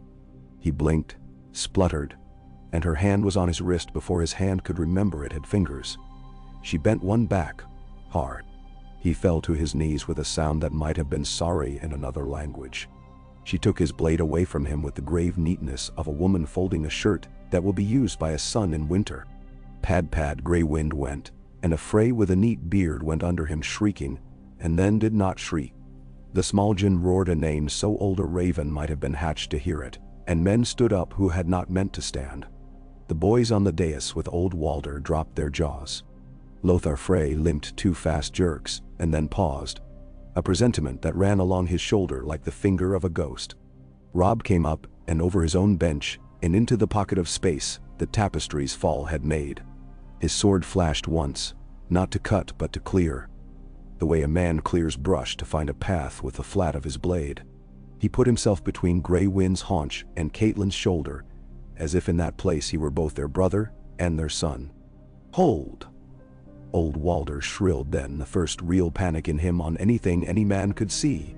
He raised his bony hand with palm out, as if he could arrest the movement of a storm. "Hold! By gods, hold!" Roose Bolton appeared like mist does when you breathe on glass, the pale cloak ghosting behind a darker column. His face as empty as someone who has not yet decided what the world is. He saw Grey Wind. He saw blood. He saw Lothar with his mouth open like a fish. He saw young boys with bows in their hands facing grown men with swords in their fists. He took all of it in with a slow turn of his gaze, and then looked at Robb with something almost like amusement. He did not move to help anyone. He did not move to betray anyone. He did not move. The moment teetered. Arya, who had started it without meaning to start it, felt the fear of a child who has allowed a cart to roll, and now sees it heading toward a ditch she did not see was there. If old Walder shrieked again, if a man with authority shouted a name, if the boys with the bows recovered themselves and played the tune they had been promised would solve all problems, if any one thing fell in the way it had been meant to fall, the room would become a story men in lion-bright livery would laugh over their cups about for years. It did not. It did not, because men are clumsy, even when they plan. It did not because Grey Wind had a nose better than men's plans, and had found the smell of the one among the crossbowmen who had been promised a purse of silver if he put a bolt in a boy king's throat, and had taught himself in the night how to cough to hide the creak of his stirrup. It did not because Wendell Manderly's bulk in that left doorway had become a lesson in physics all at once. 3 Freys tried to come out and bounced off him like boys off a fat uncle who means to squeeze both their ears and does. It did not because Daisy Mormont had a knee and a boot and knew where to put them. And it did not because Arya, having made a hole in the hanging, made another. She did it with her whole arm in a stab that was not elegant but true, and felt needle fine not belly. That was too far. But cloth and rope. It cut something that slithered down like a snake. A bolt loosed into the floor and stood there trembling like a chiding finger. The boy with the gap tooth looked down at it, and then up, and then he grinned. Just for an instant, just for himself. As if someone had told him a filthy joke he wished to laugh at later, when there was no one to see. "Hold," Robb said, and his voice was not shrill. He did not speak as a boy. He did not plead as a supplicant. He spoke as a man to men. And the thing in his tone was something that had been waiting for a hall to hear it. "Hold, my lord." He did not look at Walder. He looked at Lothar. "Your hospitality is tarnished." He said it like a judge pronounces a small sentence that scrubs a greater. "We will stay our wolves. You will stay your strings. We will step back and count on both hands in the sight of all the gods what we meant to make of one another this day." For a moment, you could hear the river in the hall as clearly as if the floor had vanished and water ran under your soles. Old Walder had to do something. He had to do it in front of everyone. The eyes of half his sons and grandsons were upon him, and in those boys' faces was a thing more dangerous to him even than the blades of the north: expectation. He slapped the arm of his chair with his good hand, hard. "Lothar," he croaked, "you limp like your wits. Have you boys in the walls to piss in my own hall?" He turned his old head very slowly, so that the cords in his neck showed like old rope. He fixed it on the boy with the gap tooth. "Play," he said. "Play a whore's song about a fish, and you," he pointed at Black Walder, "you do not scratch when a flea tells you. Fetch your cousin out from behind the hangings and beat him in the yard for what he has done to my cloth. Then bring him back and make him smile at the king." And now, the hall lifted its breath in a rush. Men who had been ready to die loosened their grip to a fraction on their knives so they could hold to this new thing. Pretend. Wendell, his chest heaving, stepped backward out of the doorway he had wedged as a plug, and two Freys tumbled out behind him like beans from a split sack. Grey Wind growled very, very softly, and put his belly to the floor. His eyes never left the place behind the hanging where someone had made a mistake. Daisy lowered her sword half an inch, the blade steady as a bridge over a winter stream. Black Walder smiled. It was not a pleasant smile. He nodded without looking at anyone, and gestured with his chin. A pair of boys went to seize their cousin, and made a great show of cuffing him about the ears. A laugh went up, thin, brittle, but better than a scream. Catelyn's hand tipped on the table then, only a little. Arya knew the sign. Her mother could do with a drink now that she knew she would live this hour. She would not take it. She would keep the want as sharp as a nail to prick herself with, if she began to be fooled by any of this. The song struck up again. A raunchy thing whose words men say under their breath because they are ashamed of how their mouths enjoy them. The heat in the room released like a belt, let out a notch. Men who had stood in other storms stood down as they had learned to do. The moment passed. It did not go away. A thing like that never goes away. It moves to another room and waits with its legs crossed. Catelyn sat and spoke once to her son and once to her brother, and did not take her eyes off the door frames. Sir Brynden, who had been the shadow in a dozen halls where he had not been wanted, drifted to speak to a woman about her bracelet, and did not move his feet away from the right-hand stair. Wendell Manderly thought with his belly and kept it where it had been useful. The small Jin had a deeper laugh now, like a man remembering the first time a sword missed his skull by 2 fingers' breadths and found a boy behind him he had been fond of and would never name again. Arya stole herself a breath and then another. She found Robb's eyes once. He tipped his chin a fraction the way he had done when they were children, and he had seen her fall from a horse and told her with that small tilt to get up, or he would not laugh when she did. She got up now, in the way that meant she did not let her sharpness become panic. She put her back to the wall and thought of where her feet would go if the room began to be water or fire, and where she would put her mother, and how she would drag Rosalind if she had to, and whether a knife in a pretty girl's throat would stop a storm if it were the right pretty girl. And she disliked herself for the thought and did not stop having it. The day dragged itself to dark with the dreary insistence of a cow that will not move from a gate. Men went out, came in, stood apart, counted, whispered, and smiled to show they had not whispered. The betting came, all the laughter and the rude shouts, and the old men pretending they remembered their own night.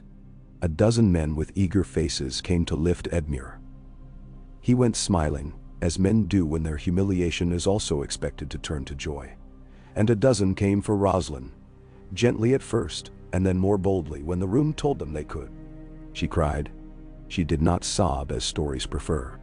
She made the neat, tight little tears of a girl who does not like being looked at, even when she is dressed. Robb and Catelyn stood while all that happened. Robb took his crown from the table and put it on his head without remark, as if the weight would steady him where he felt himself most likely to move. Catelyn touched his sleeve once more. Lothar came and limped and repeated welcomes that could have been goodbyes if you scraped them thin enough. Men were made to laugh. They did not stop watching. Arya did not blink.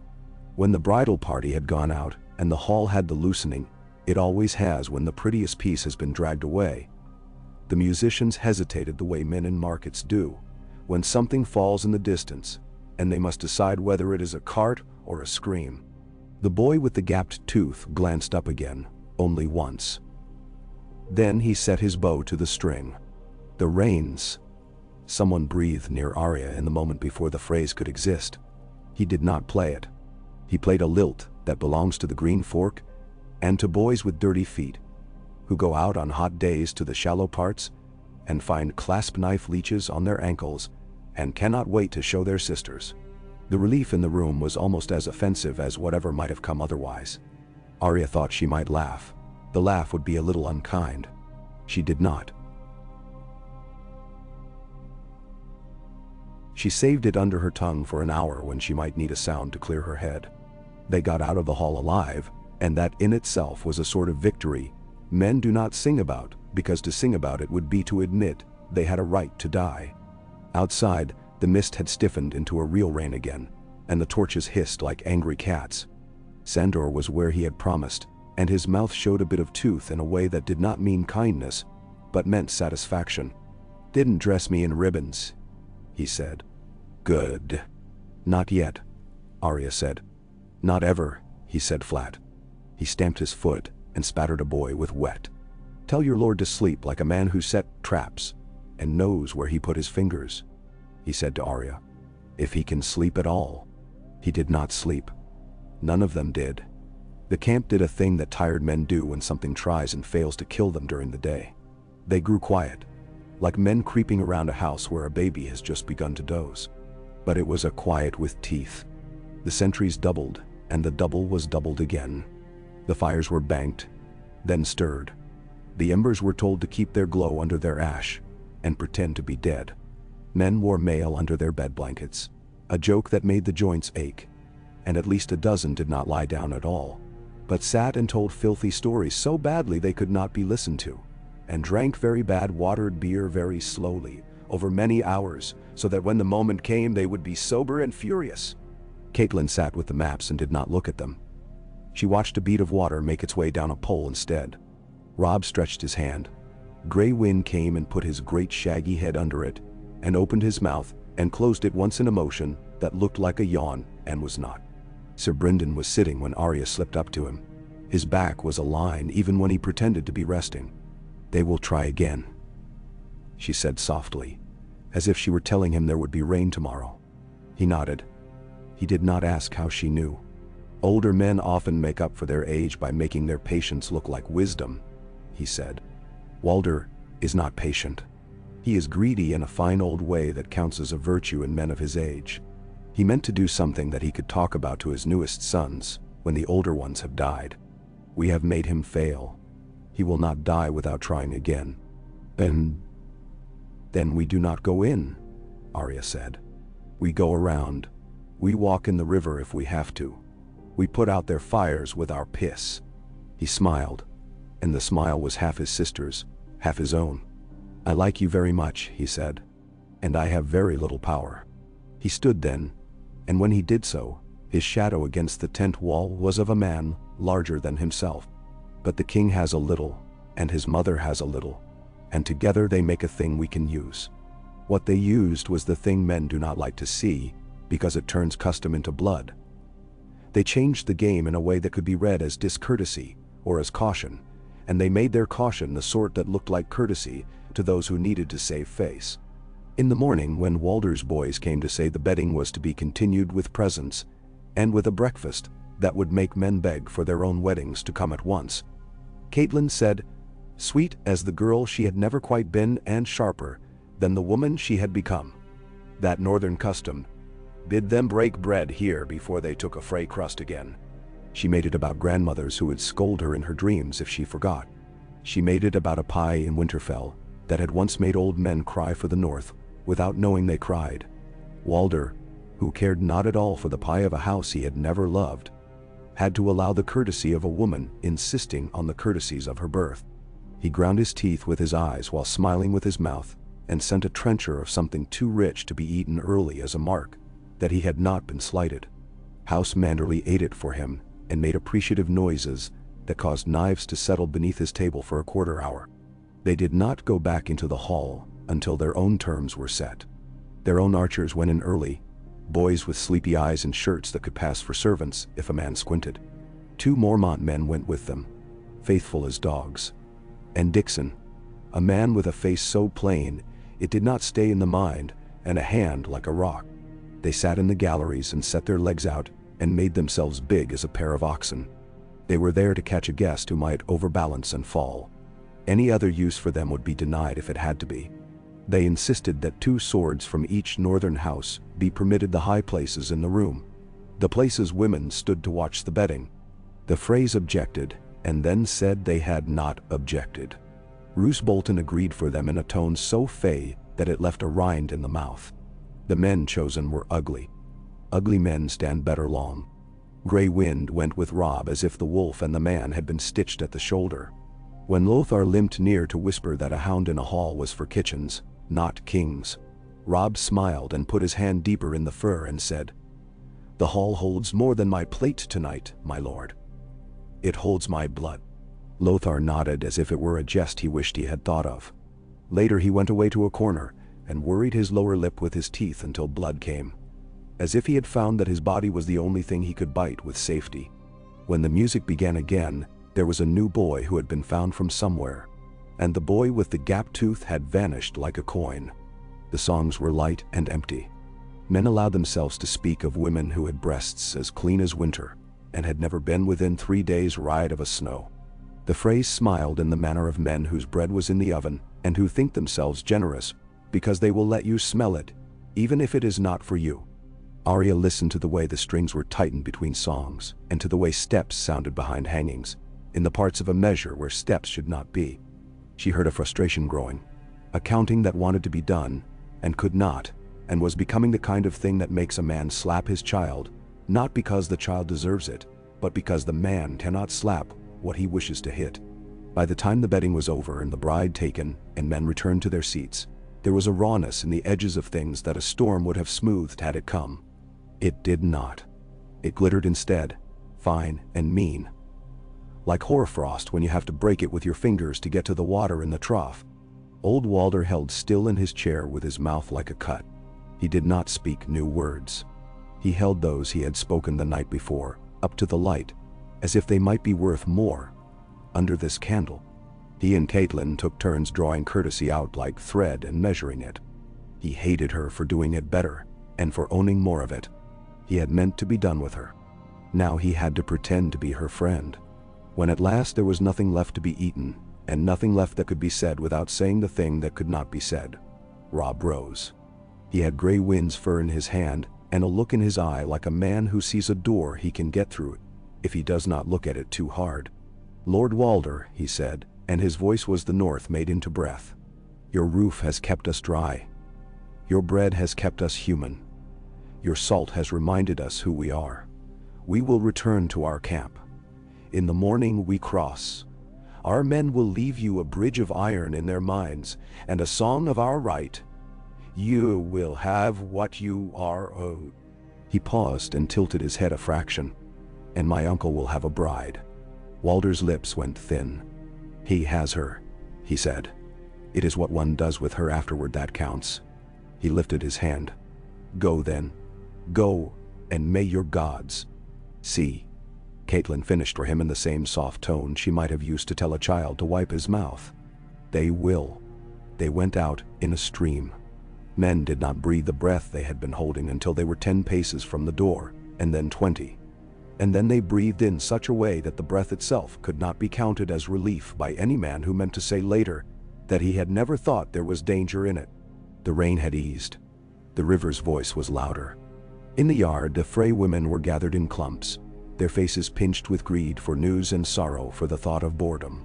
Joyeuse Erenford fluttered her hands because she had nothing else to do. Rosalind was not there.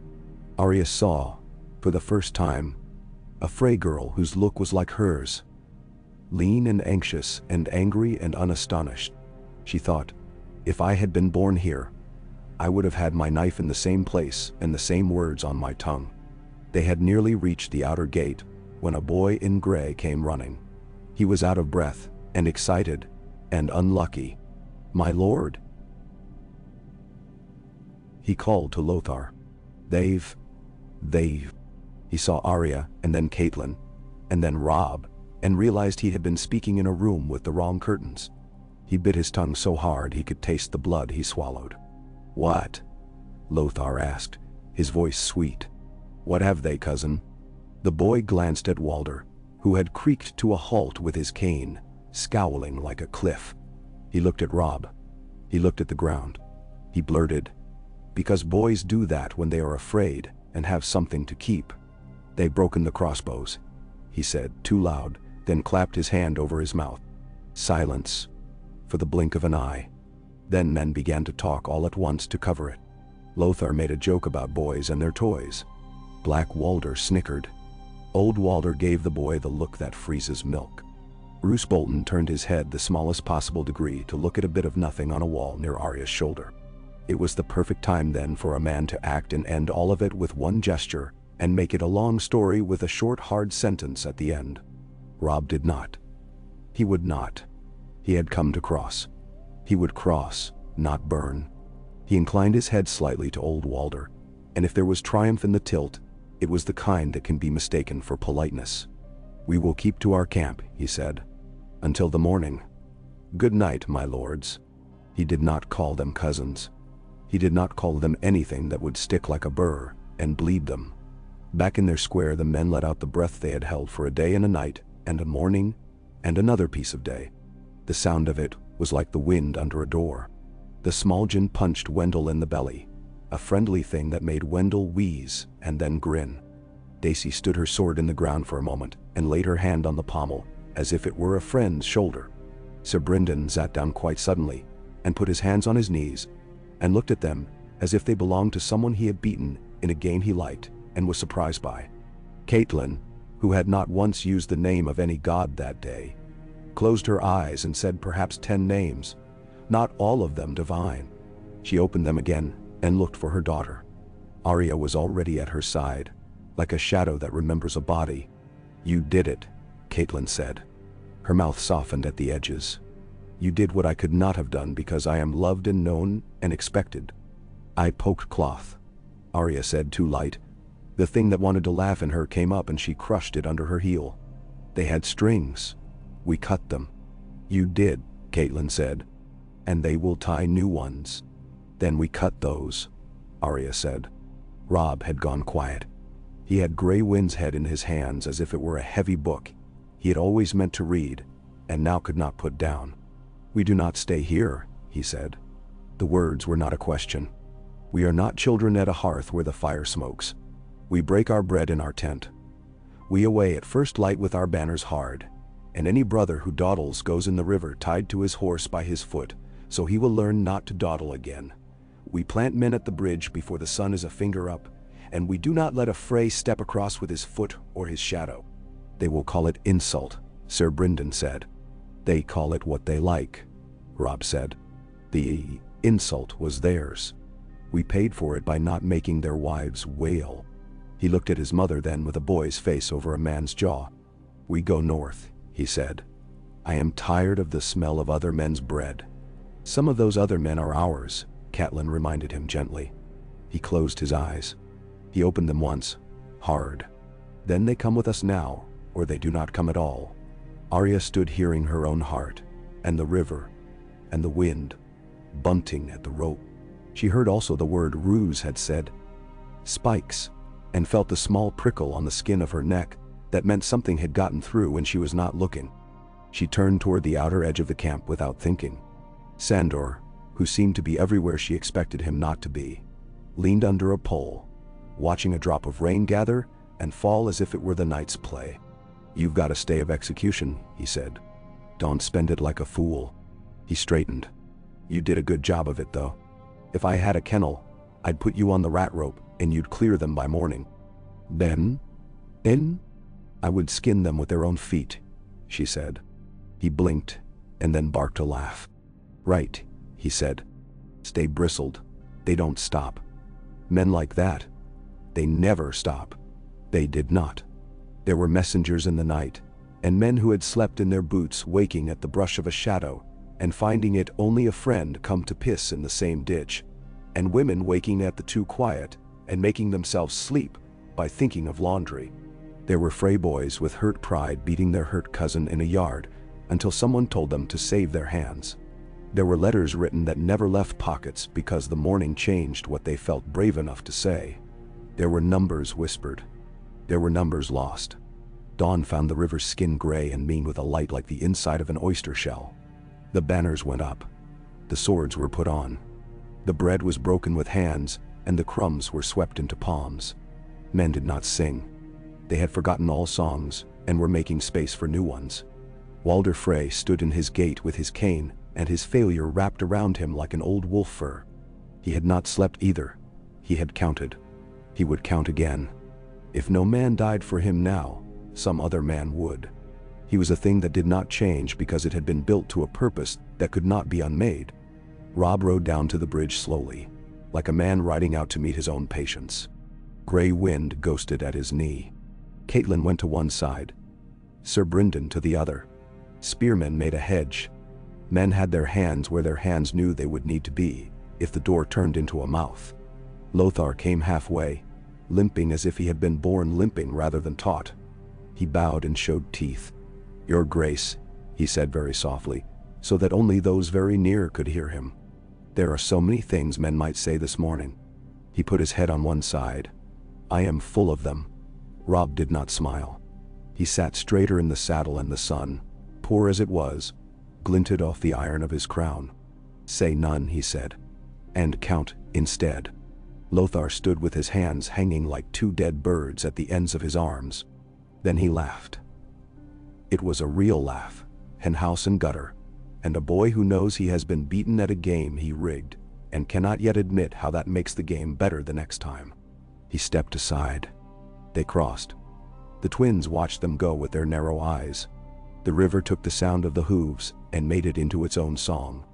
Gray Wind's coat lifted in the breeze and lay again, lifted and lay, and he took the new land with the same inevitability as rain takes a slope. They did not die that day. They did not die on that bridge. They did not die in a hall where boys count out a song and a lord hisses at the word for rain. They did not die because a girl with a needle pricked cloth in the wrong place at the right time, and because a fat man made himself a cork in a door, and because a man who loves wolves loved his own enough to hold on and enough to let go. They lived, which is a thing men forget, is sometimes a victory larger than a feast. They lived, and the price of that life was not yet paid. That night, camped on a slope where the wind smelled less of old fish and more of iron and the rot of last year's leaves, Arya lay under a blanket that smelled of men and damp and the faintest thread of her mother's hair oil. She said her names softly.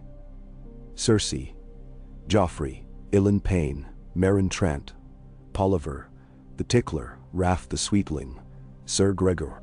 She added Walder Frey and took him off and put him back on, because some part of her still wanted to respect the bread she had eaten, and some part of her wanted to slice it thinner so he would have to eat it again. She put Roose Bolton on for a moment, then took him off, then put him back as if he were a knife she had borrowed, and did not know if she would need to return sharp or dulled. She fell asleep a few inches at a time, like a woman walking into a cold river.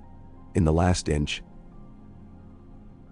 she was hunting through a hall with her needle and her mother's eye at her back, and Gray Wind's breath at her wrist. And when she woke to the ragged light of a late dawn, the sort that only occurs on days that have chosen to begin without asking men, She had the knowledge in her that the next thing had begun already before the last thing had finished. Somewhere behind them, Walter counted.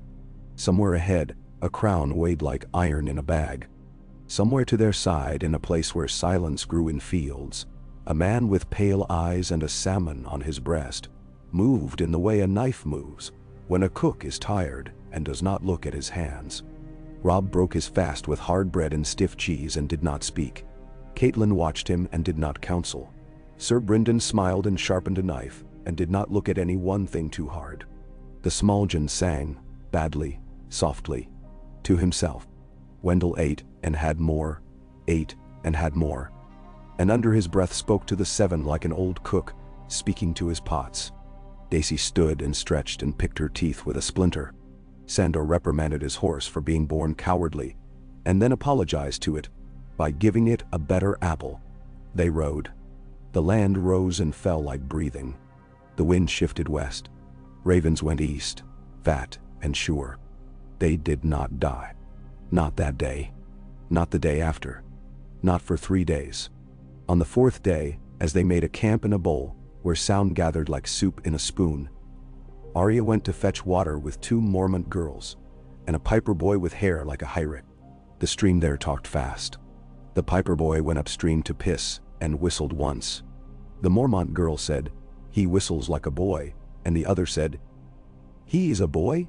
And Arya smiled, in a way that had no humor in it, and then bent to scoop with the wooden pail. The light shifted. Something took wing hard enough to rock the leaves of the elderberry. Gray Wind, 50 paces away, lifted his head and turned it so that his ears made a V. The water in the pail made a small circle. Arya straightened and heard it. Not the creak of leather, not the tinkle of a spur, not the bustle of a man foolish enough to step on dry sticks where girls might be washing. It was the breath of a rider holding his breath. She dropped the pail.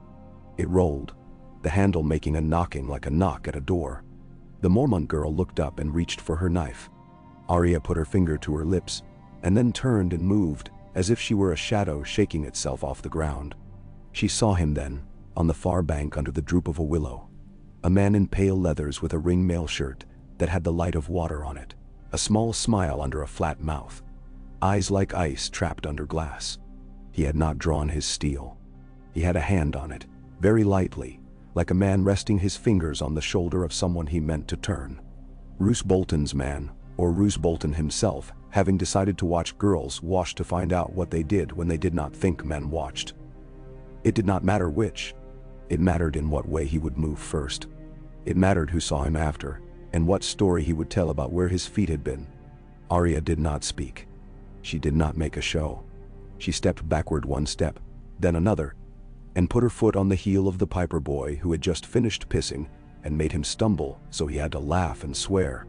Roose's eyes, if it was Roose, if it was only a flayed manservant, flicked to the sound and then back. The dire wolf's growl began then, low and very old, a sound men have been hearing since before they were men. The Mormont girl smiled and showed her teeth as if she were showing the beast a mirror. Roose, if it was Roose, smiled too, a small economical thing, and said nothing, and turned his horse with his knee alone and rode back into the trees, the way men in stories ride into mist, when the story would prefer there to be mist. "He's a ghost," the Mormont girl said with approval that was not for the ghost. "He's a man," Arya said, "with a ghost inside." She picked up her pail, which had rolled under a root. There were new scratches in the wood where it had caught on stone. "We're going to have to cut that out of him someday," she said as if she spoke of splinters. She carried the water back to camp and did not spill it. When she set it down, her brother was looking at the place where the steam rose from the fires.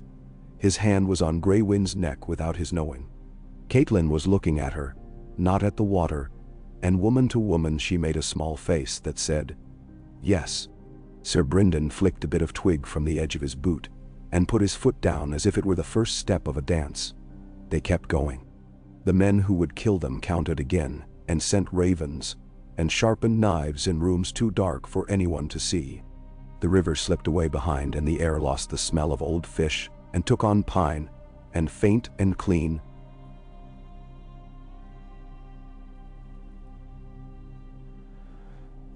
and Jorn Mao.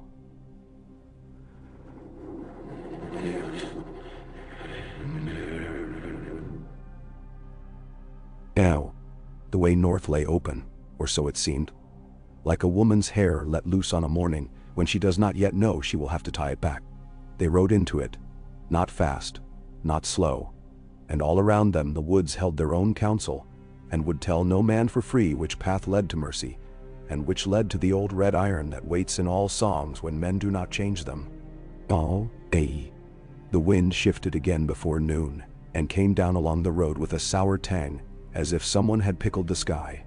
It brought a shiver with it that had more to do with memory than with rain. Men hunched deeper into their cloaks, and called to their horses softly, the way men do when they want to borrow the patience of a beast for themselves. The land changed by inches until you could feel it in the feet. Less stone beneath, more give. Less hill, more flat that only looked like flat until it heaved itself at you in soft waves of hummock and rush. Trees thickened, but not the proud sort from Story. The trunks were slim as boys' legs, or else swollen as old knees, and the leaves looked dull, even when the wind turned them to show their pale bellies. Water showed in places you had not remembered seeing water before. A glitter in the grass, the long glazed eye of a pool, a smear of black where a stream had thought better of making itself a river. "Smells like leeches," the Smaljin declared cheerfully. "We've reached the neck then.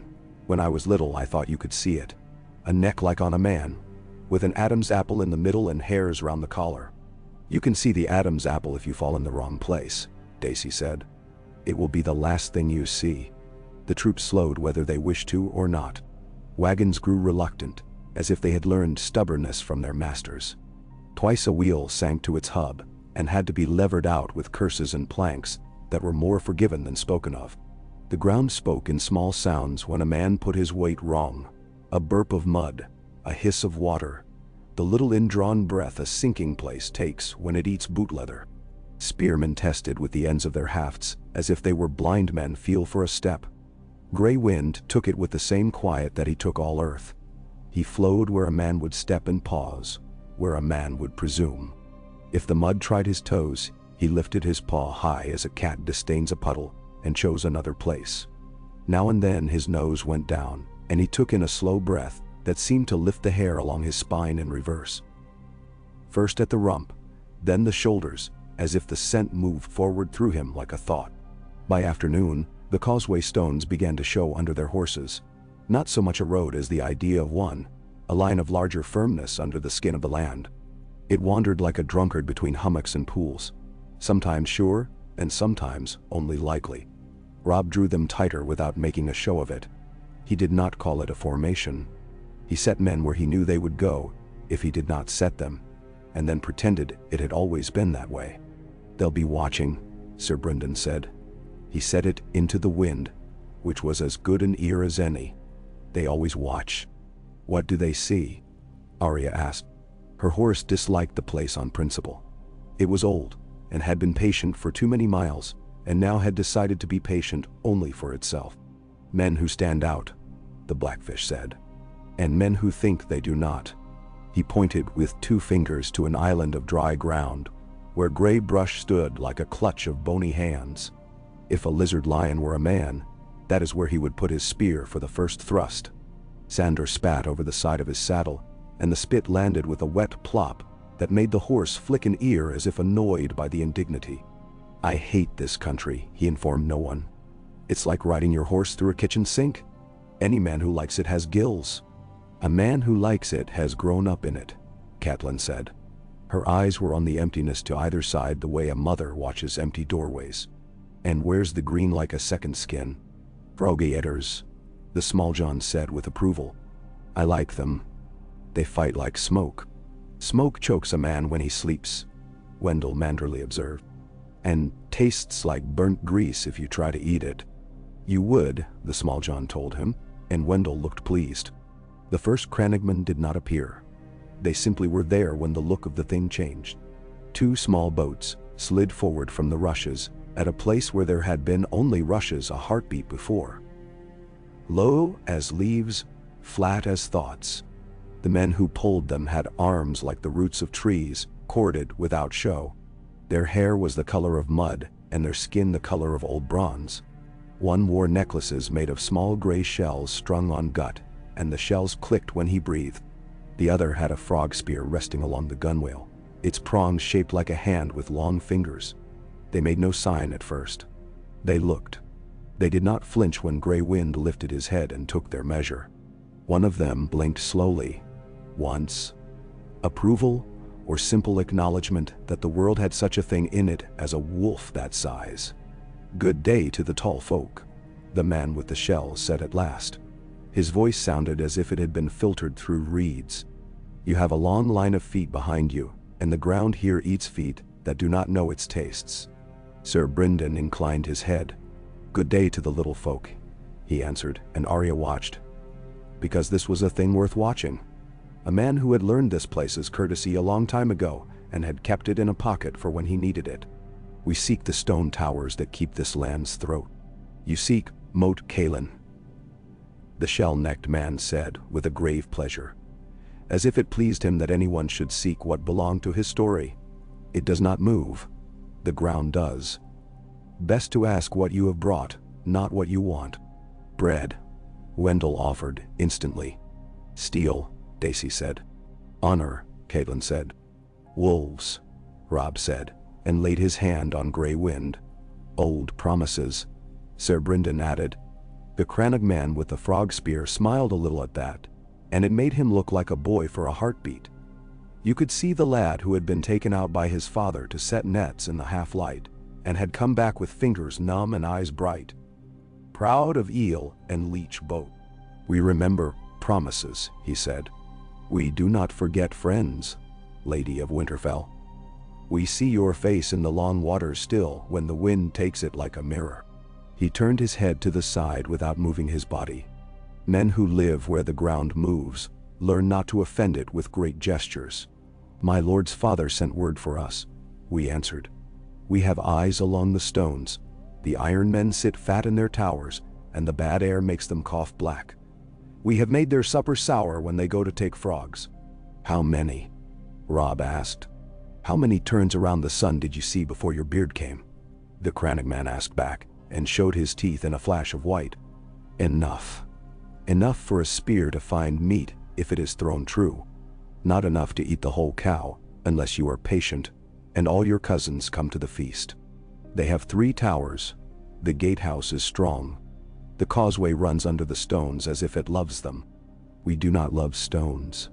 We love water. Men." "Howland Reed," Caitlin said. Not as a question, but as if the name were a weight. She had sat down and was glad to find it was still there. "Is he at Greywater?" "He is where Greywater is," the man said. Which was not an answer, and all the answer there ever was. He sent his son and daughter north when the tall towers fell. They went in time. His gaze flicked over Arya with the calm innocence of a creature that can watch hawks from underwater and not be seen. We heard far voices later. Not all of them were angry. He did not say more. He did not need to. Caitlin's breath hitched, quick and small, and she pressed her lips together not to let any sound out of it. "The Ironmen," Sir Brynden said. "Who commands them?" They spoke among themselves in a language that sounded like water pushed through grass. "One who has names that are hard in the mouth," the shell-necked man said finally. "He makes his men curse at him and then laugh at their cursing. He likes lizard lion skins. He smells of old fish even when he is washed." "Dagmar Cleftjaw," Sir Brynden guessed. "Or one of his cousins," the other allowed. "It is all one man down there in the stone. He has 80 men who are worth the count, and twice again of boys with hands that tremble before they throw a spear. They have women, taken from here and there or brought from their own wet rocks. The women look at the water when no one watches. They do not look at the men." "Men?" Robb ran his thumb the length of Grey Wind's ear and down again. "If I set men on the causeway and make a noise at the gate, will the towers spit us back with iron?" "They will spit with iron," the Crannog man agreed. "But men who spit must also swallow, and men who do not know this land swallow the wrong things. We can take men under where the water remembers where it used to be. We can put boys with strings in places the Iron Men think water. The frog spear finds a throat as well as a frog, if the hand holding it does not shake. Bah! Poison, Roose said mild, from a horse 3 ranks back. Arya had not seen him come up. Perhaps he had only been there all along, and the light had finally decided to name him. I am told the neck harbors herbs that make a man sleep. And others. Herbs belong to the gods, the Crannogman said. Men borrow them if the gods are not watching. Poison, Roose repeated, his tone resembling approval the way a cat resembles a hound. If we can take a tower, the others will tilt, Sir Brynden said. They hold each other up out there the way rotten teeth stay in a jaw, until you put a finger to the right one. Robb nodded. Show me the places where the water remembers, he said to the Crannogman. We'll walk where you put us. We'll tread where you do. But understand me. If the water eats one of mine, I'll be wroth with the water and not with you. We have to get north. We have to get my people a hearth under a roof they do not fear. This is not a thing we may put off. It is not a thing water will put off, the shell-necked man said, as if approving the sentiment in his own way. It wants to be where it used to be. It wants that more than men want anything. Come. Put your feet where we say. They fell into a different order then. The long tail of the host stayed to the causeway stones, wagon axles creaking, men walking with their spears slanted across their bodies, so that if the ground took a foot, the shaft would take some of the weight.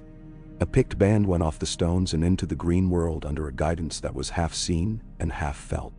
The Crannogmen moved like men who had been taught to walk by water itself, always at a slight angle, always seeking the skin that would hold a weight and not let it sink. They tested with poles, made from some reed that did not break, and carried woven mats that could be dropped onto a place, and stepped upon to turn the place into a step for a heartbeat. Arya went with them because she could, and because she would not be kept back with cooks and men who thought watchfulness was a job a mouth could do. Daisy went because she trusted more to her own wrists than to promises. The Smaljin went because there was danger, and he disapproved of the idea that anyone should have more of it than he. Sir Brynden went because he had been the point of spears since he could lift one, and did not know how not to be. Robb did not go. He stayed with the Main, and the way he stayed made going possible. Arya kept seeing him out of the corner of her eye where he was not. Grey Wind trotted a little ways with the frog spearmen, then came to a place where the rushes shivered with a breath that was not wind and stopped, as if the earth had told him something in its own voice. He turned and went back to Robb, tail low, ears high. The first time the ground took someone it was a fray. Men might have laughed another day to see a fray man go down with a gulp and curse. They did not now. The Crannogman nearest him planted his pole like a third leg, turned his whole body into the angle of it, and hissed a command that was not a word. The fray grabbed for the pole because anyone would. The Crannogman lifted it away and struck him across the knuckles with the butt so quick the eye could not see the path the stick took. Not that, he said with perfect calm. He handed him instead a mat, and when the man flailed the mat away, the Crannogman cursed him with heat for the first time and pressed it to the mud with the heel of his hand. Here, he said, flat. Dot, you push air under it before you stand on it, like you are making a pillow. The fray, red with humiliation, obeyed and came up sputtering with black water shining in his beard like oil. The Smaljin slapped his back hard enough to drive the rest of the water out and called him a brave trout. No one else went under again, not wholly. Once you have seen a man's face vanish to the eyebrows, you respect the earth, the way a man respects a horse that has kicked him square in the chest and left him with breath to be grateful about it. The day fell to a thin gray. The world goes colorless in the neck even when it does not rain. Sounds become important when color leaves. Frog croaks that keep a time all their own. The flit of birds licorice black against a cloud. The tick a reed makes under a foot testing. The very soft staccato of leeches withdrawing from a rock at the tremor a man's body sends before he knows he will pass there. Arya drank the noises and stored them as if they were food. She learned to feel with her ankles for the place where the skin under you shifts its mind. She learned the smell of a sinkhole, which is nothing like any other smell in the world, unless you have been in a cell where someone died. Even then, the comparison flatters the cell. At dusk, when anything a man sees at the corner of his eye becomes a threat or a friend depending on the day he has had, they fetched up on a limb of ground thin as a finger bone and strung with scrub. The crannogmen wedged their boats into the grass so that they would be there when the water changed its mind and rose in the night and tried to take them. They made a little fire that did not smoke and smelled like fish. The Mormont women produced from somewhere eel coils, fat and white, that had been destined for someone else, and now were not. Wendell looked as if he might weep from gratitude. He set to with a small joy.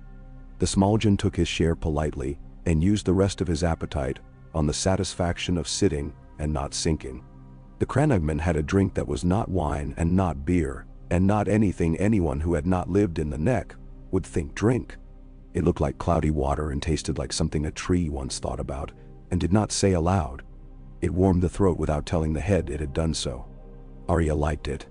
Sandor sniffed it, made a face that suggested a dog considering a beetle, and then took a swallow that showed more gratitude than he would let his mouth speak. "Your father came this way," the shell-necked man said later when the reed fire had drawn them closer. "He came as a boy with a sword that was too honest for him, and a laugh that was honest enough. He fought for a woman with a tree's face." He made a small pleased sound in his throat. "The night of the laughing tree." There are men who make themselves great by spending other men.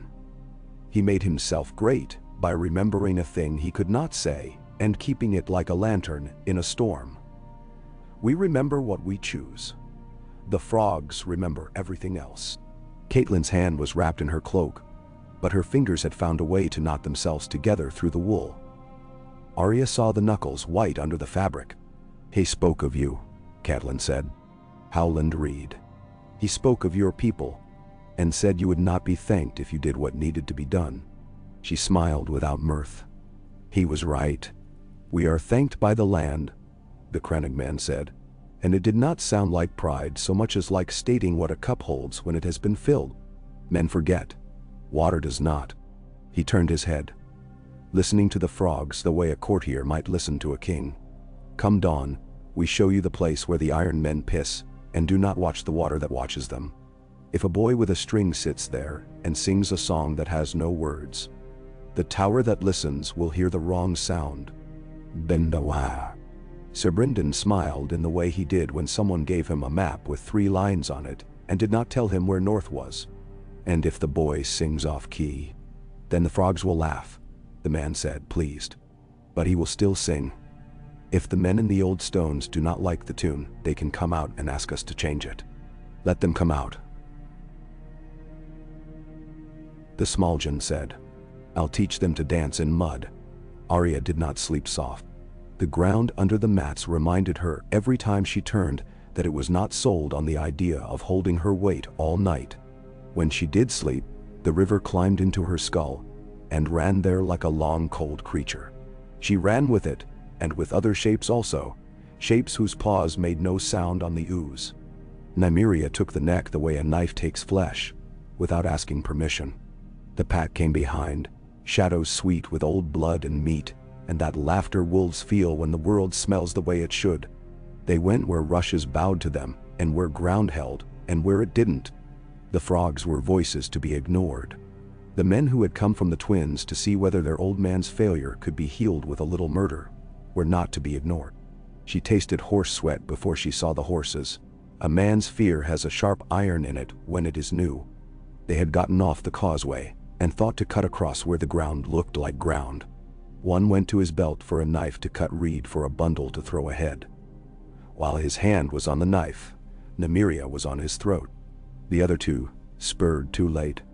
A mare screamed, a short noise that turns in the ear and stays, and then the rushes ate the horse whole, and the man clung to the saddle in that sad comic way men do right before they die.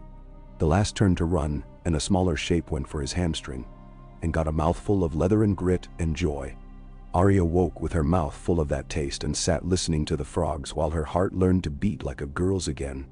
At dawn, the crannogman brought them forward with a carefulness that felt like kindness. Arya saw the towers of Moat Cailin then, not because she wanted to, but because you cannot not see them when the land lifts its eyes. They were like 3 teeth in an old jaw. Black, wet-seeming even when it had not rained, thick, too blunt to be graceful and too strong to be ignored. Crows perched along the parapets, flat against the sky. 2 banners sagged as if ashamed of having to lift themselves. Gray-green with a kraken, badly painted, the arms wrong, and below it, a rag of something that might once have been striped, now the color of old rope. "The Drunkard's Tower," Sir Brynden said softly, naming them with a warmth that surprised Arya, as if he had given names to cats he did not own. "The Children's Tower. The Gatehouse. Though it has 100. There are old ways here. The first men set them. The Iron Men have a habit of thinking themselves older than they are. The causeway goes right under them," the Crannog man said, contemptuous. "They love stones so much they make their road kiss it. And then they wonder why their feet hurt." The plan was not clever so much as it was precise. Cleverness gets men killed in places where the earth has already done better thinking than they can. A show of men at the causeway with shields to give the Ironborn something to spit at. Songs without words in the reeds where boys with strings could make anger out of silence. 2 boats, with Mormont women, and 2 frog spear men, and Dixon the plain-faced archer, gliding to a patch of grass the Ironborn used to piss from at night. A ledge under the Drunkard's Tower, where no man would watch in daylight, because no man expects that a tower will trip over its own feet. The rest was patience and the anger of a great many frogs. "Not you," Catelyn told Arya when she saw her looking at the boats. "I'm small," Arya said, which was the strongest claim she could make for herself. "You're mine," Catelyn said, and that was stronger. Daisy touched Arya's shoulder to soften the hurt of it. Robb had wanted to go in the boats, with Grey Wind, and be the knife at the soft place himself. He had not said it, not with his mouth. Sir Brynden had said no, in a tone that sounded as if he had been saying no to that for 20 years. Grey Wind pressed against Robb's thigh with deliberate weight, as if agreeing with the old man. Then he turned his head and looked at Arya with an expression she could not read, except to understand that it made her feet want to be very sure where they were. The Ironborn threw their first bolts too early. They could not help themselves. Men on walls throw early because it makes the fear move through their arms and out their fingers. The quarrels lifted and fell, and made little plinks and plonks in the water that were almost comical if you were not in it. The sound of metal in a bog is a poor, embarrassed thing. Robb kept his shield up anyway because he was king, and men need to see their kings do the sensible thing. The boys in the reeds began their music, soft, insistent, like the mind will do when it is bored and has found a part of its own body to drum on with a finger. The Ironborn shouted something in a language that sounded like fishbone cracked between teeth. Someone laughed up on the Drunkard's Tower. A man went to the edge to piss where men always piss, out over the water, so that the smell will be carried away. That was the place. Dixon saw the edge of his leg and marked it without raising his bow in any showy fashion. The arrow went up like a thought and down like certainty. The man who had laughed tried to take a breath and found that there were not as many roads into his lungs as there had been a heartbeat before. He folded at the knees with a look of puzzlement that men often wear at the end. That was the first note, not the song. The song began when the Mormont women came up and over the ledge with the frog spear men behind them. Daisy went first because she did not know how not to, and her mail wet to the waist did not make enough sound for a lazy guard to hear over his own nose.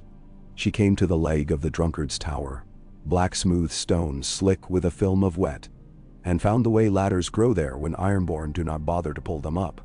She went up like a tall cat, hissing when a rung wobbled under her heel, and then there was a shape on the parapet that was not expecting a woman with a wolf's patience and a bear's arm. The frog spear men came silent where the blood ran, and Dixon hooted once very low, so the boys in the reeds would switch their song. It changed to something coy and silly that made the Ironborn on the Children's Tower come to their parapet to shout insults. One of the insults died on a man's lips when a hand came up over the stone in front of him, like a piece of the wall remembering it had fingers. "Now," Sir Brynden said. He did not shout. His voice just went into men the way his spear went, unornamented and true. Robb lifted his shield and moved forward on the causeway, at a pace that suggested a man walking for his own pleasure on a morning when the weather and the world had agreed to be kind. The first bolts were the best. After that, the Ironborn had to reload and curse and spit, and the cords bit their fingers, and the men on the walls had to pretend not to mind that a knife seemed to be rising out of the ground under their feet. The drunkard's tower was not drunk. It was merely surprised. It takes very little surprise to ruin a strong place if the surprise comes from under the place. Daisy's blade was not the finest in the north. It was simply in her hand, and it was where it needed to be when a man's throat went looking for air. The frog spear prongs were not made for men.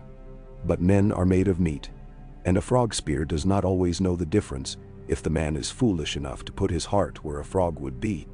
Dixon's arrows came like gnats with malice. One Ironborn turned to run for the inner stair and found a Mormont knee at his shin, and then a Mormont elbow around his head, and then found a very local darkness. The children's tower tried to answer. A stone whickered along the causeway and rang off Robb's shield with a sound like a small bell in a big church. Men ducked reflexively, and Robb looked back once with a half-smile that said, "Do not be shamed, even kings duck." Freys ducked more, and men watched and remembered that when stories are told on long winter nights, even men you do not love will be named in a line. Arya found herself grateful that the Frey who had sunk had been hauled up and could be named by his own children as foolish and not as dead. The gatehouse spat as promised. Quarrels smacked into shields and glanced. One found a horse's flank. The animal screamed and reared and went down with a thump that traveled up through the causeway stones into men's knees. The rider came up ready to be shamed and was not shamed. Wendell had him by the elbow and had him up, and with a fat man's improbable grace, had set him on another horse before the man had finished apologizing to the first. "Later," Wendell said, as if the horse had asked him to supper. On the drunkard's tower, a horn sounded once, surprised, and then made no further sound because there was no one left to blow it. The men over there were throwing spears down at something Arya could not see, and shouting up and down, "And this one, and where's Ralph?" and words in a sea tongue that tasted of salt in the throat when she tried to speak them in her head. On the children's tower, someone finally made a decision that did not belong to him, and dragged a ladder up instead of down.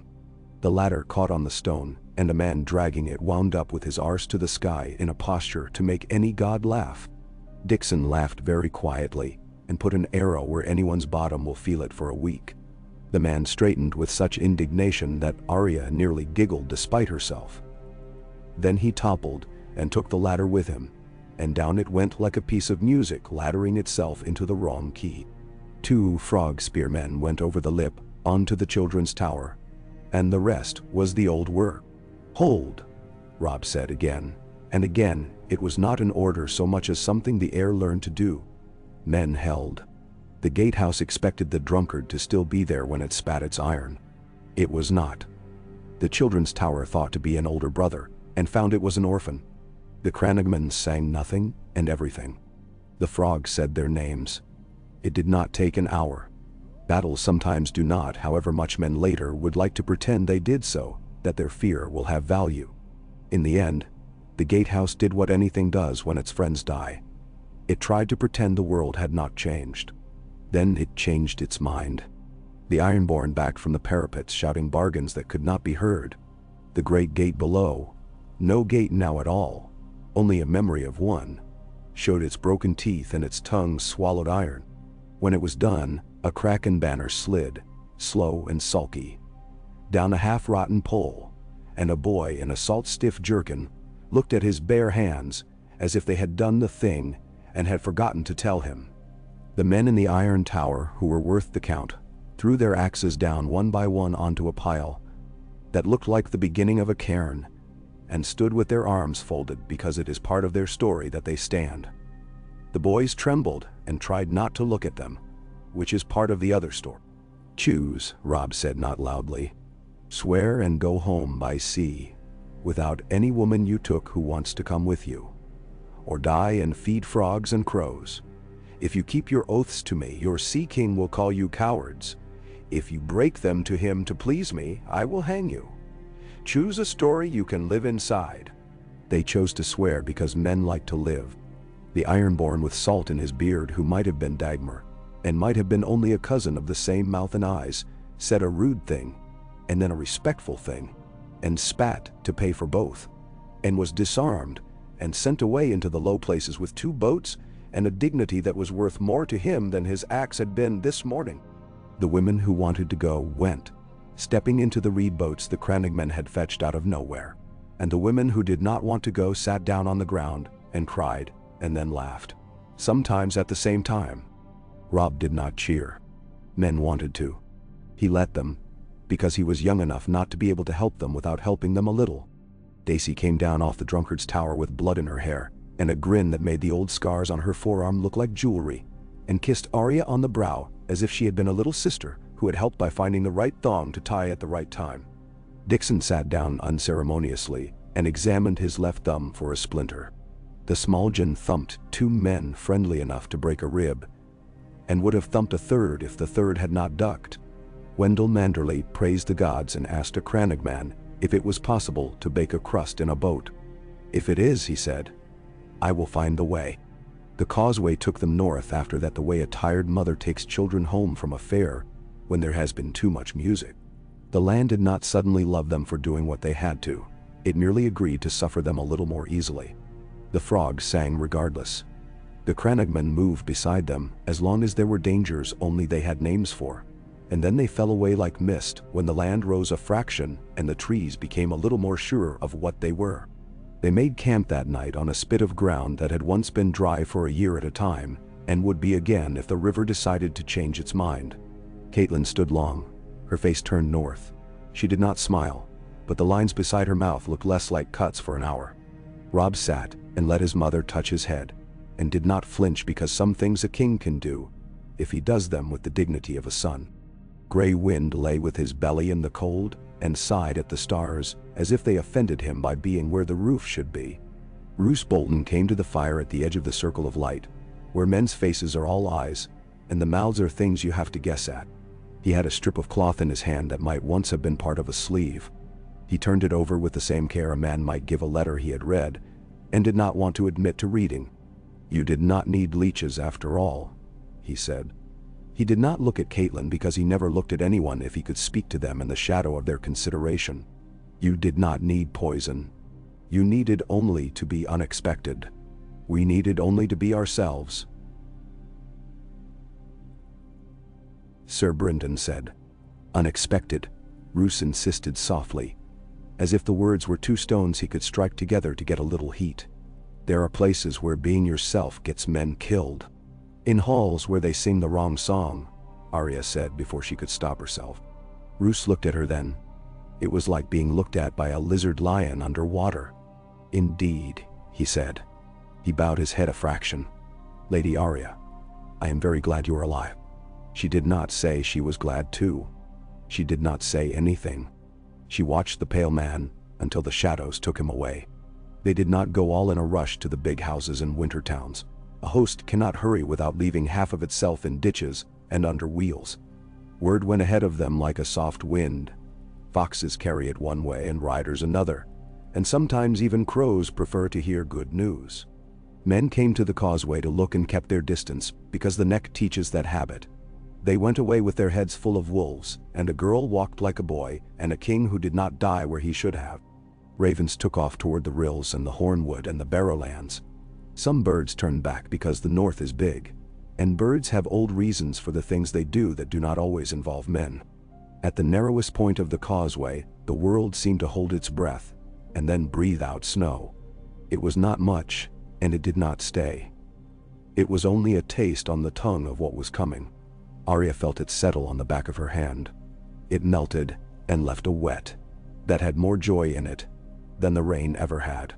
Men lifted their faces like boys and laughed at the prickle in their beards.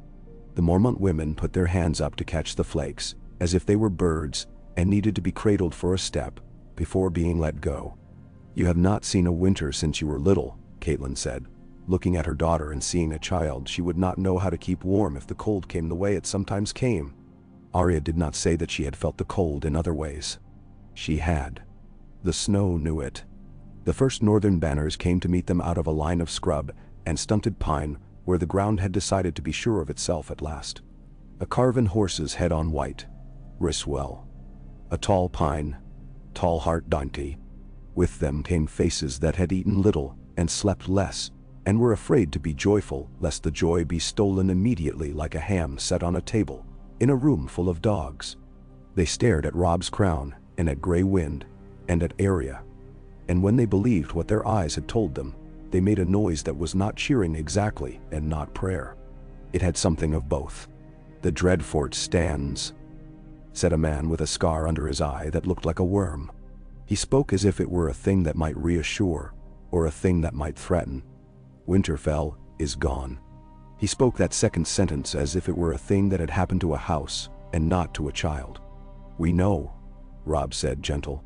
He did not say that he knew because he had read it in a letter in a tent with his mother's eyes on him. He did not say the word Theon. "We will stand a new one. The Ironmen run to their rocks," the man offered, which was more comfort. "We killed some because we were angry. Then we stopped killing because we were hungry, and they had boats. They run to their rocks and gnaw them." He looked behind him as if waiting for an old man to come out of the trees, and when no one came, he swallowed. "The bastard marches sometimes with pale men who do not laugh. He takes and leaves less behind than he found. We learned to leave before he came and take our sheep with us. You cannot eat sheep on a spear. He eats them on a spit. He eats with a quiet mouth." Catelyn's fingers tightened around the strap of her glove until the leather clicked. Robb's jaw worked the way it does when a man would like to break a tooth to have something done and over. He made his mouth smooth.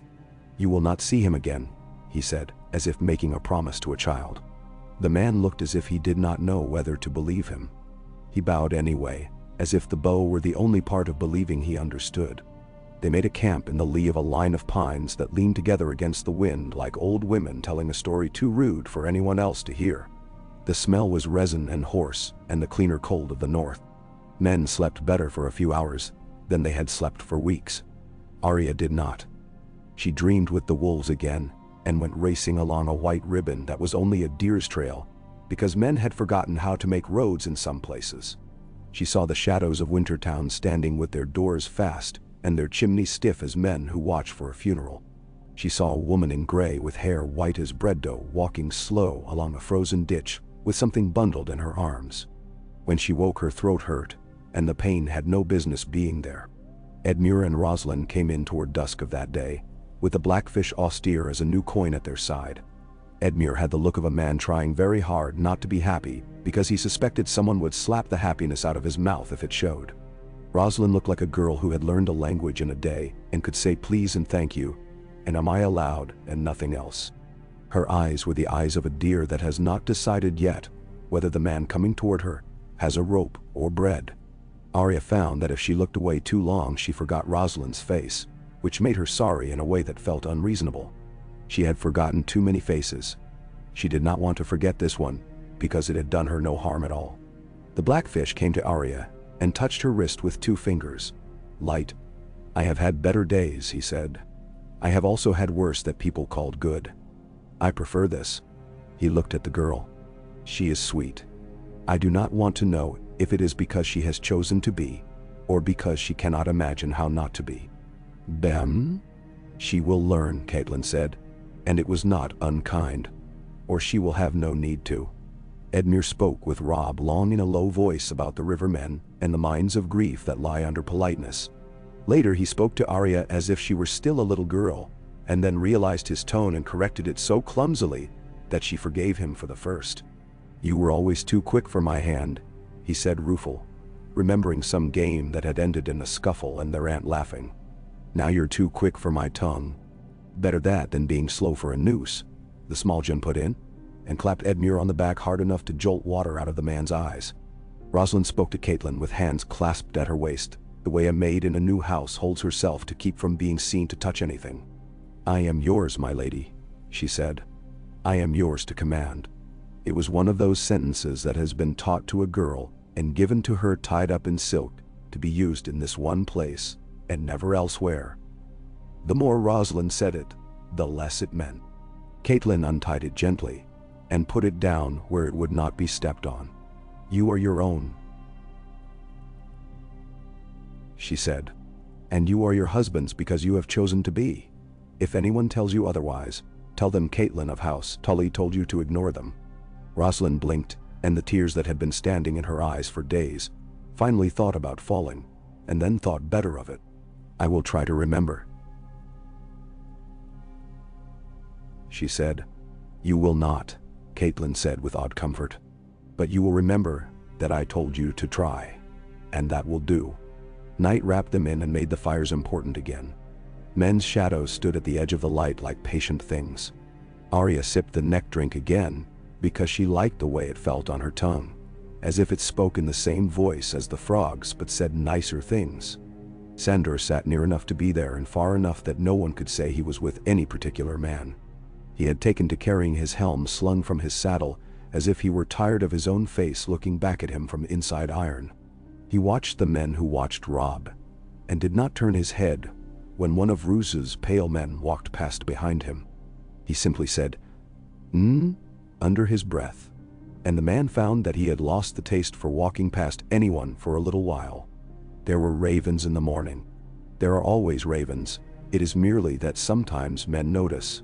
They came from east and west, and from the north, where the wind had a clean edge. They brought words to Catelyn in clenched hands, and to Robb in the clenched jaw of the Blackfish.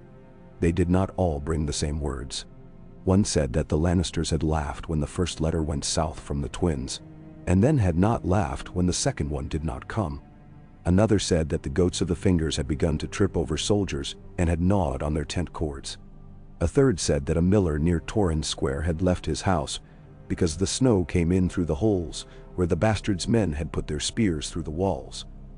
He went to live under a fir tree that was better at keeping wind out than his house had been. None of the ravens brought a word about Sansa Dayar. None brought a word about Bran. None brought anything about Rickon. Arya put those absences in a place in herself that was used to holding absences. They came in sight of the barrows 4 days later.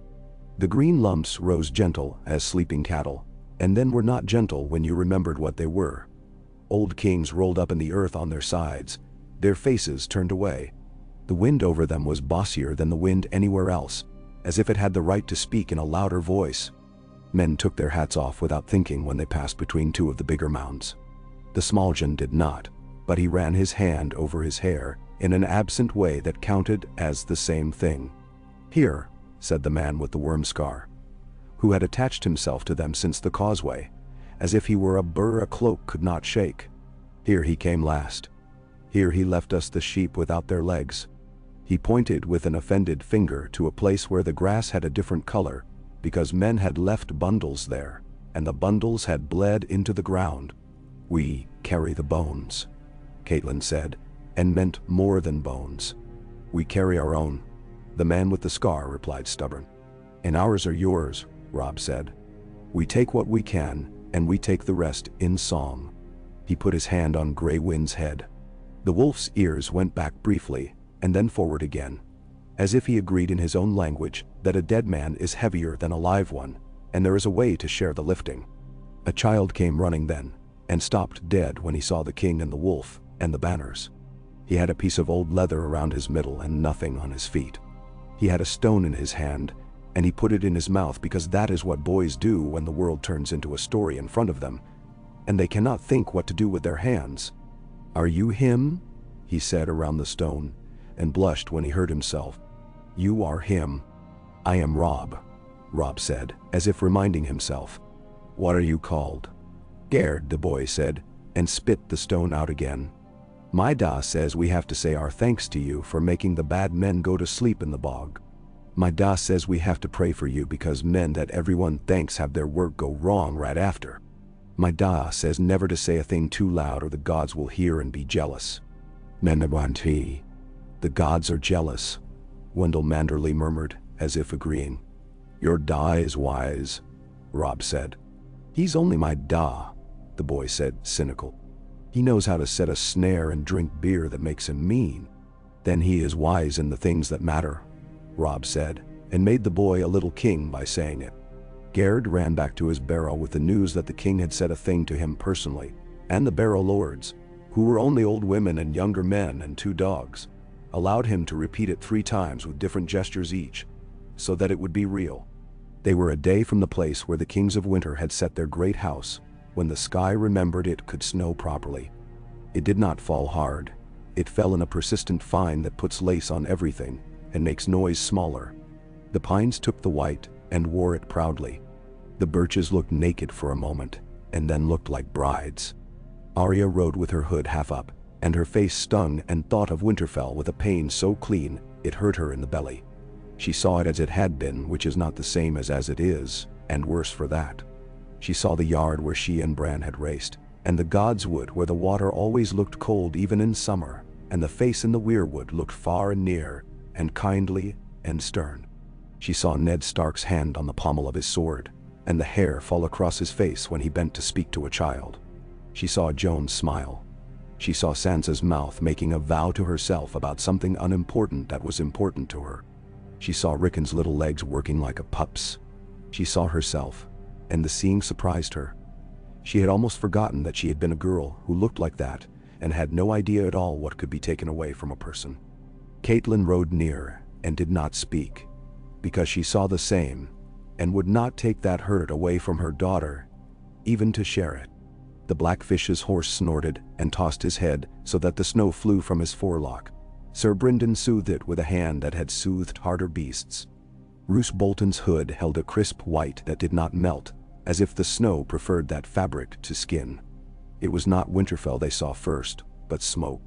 Not the black, hateful kind that speaks of men dying under it, but the thin, honest columns that say people are warming their hands and making soup.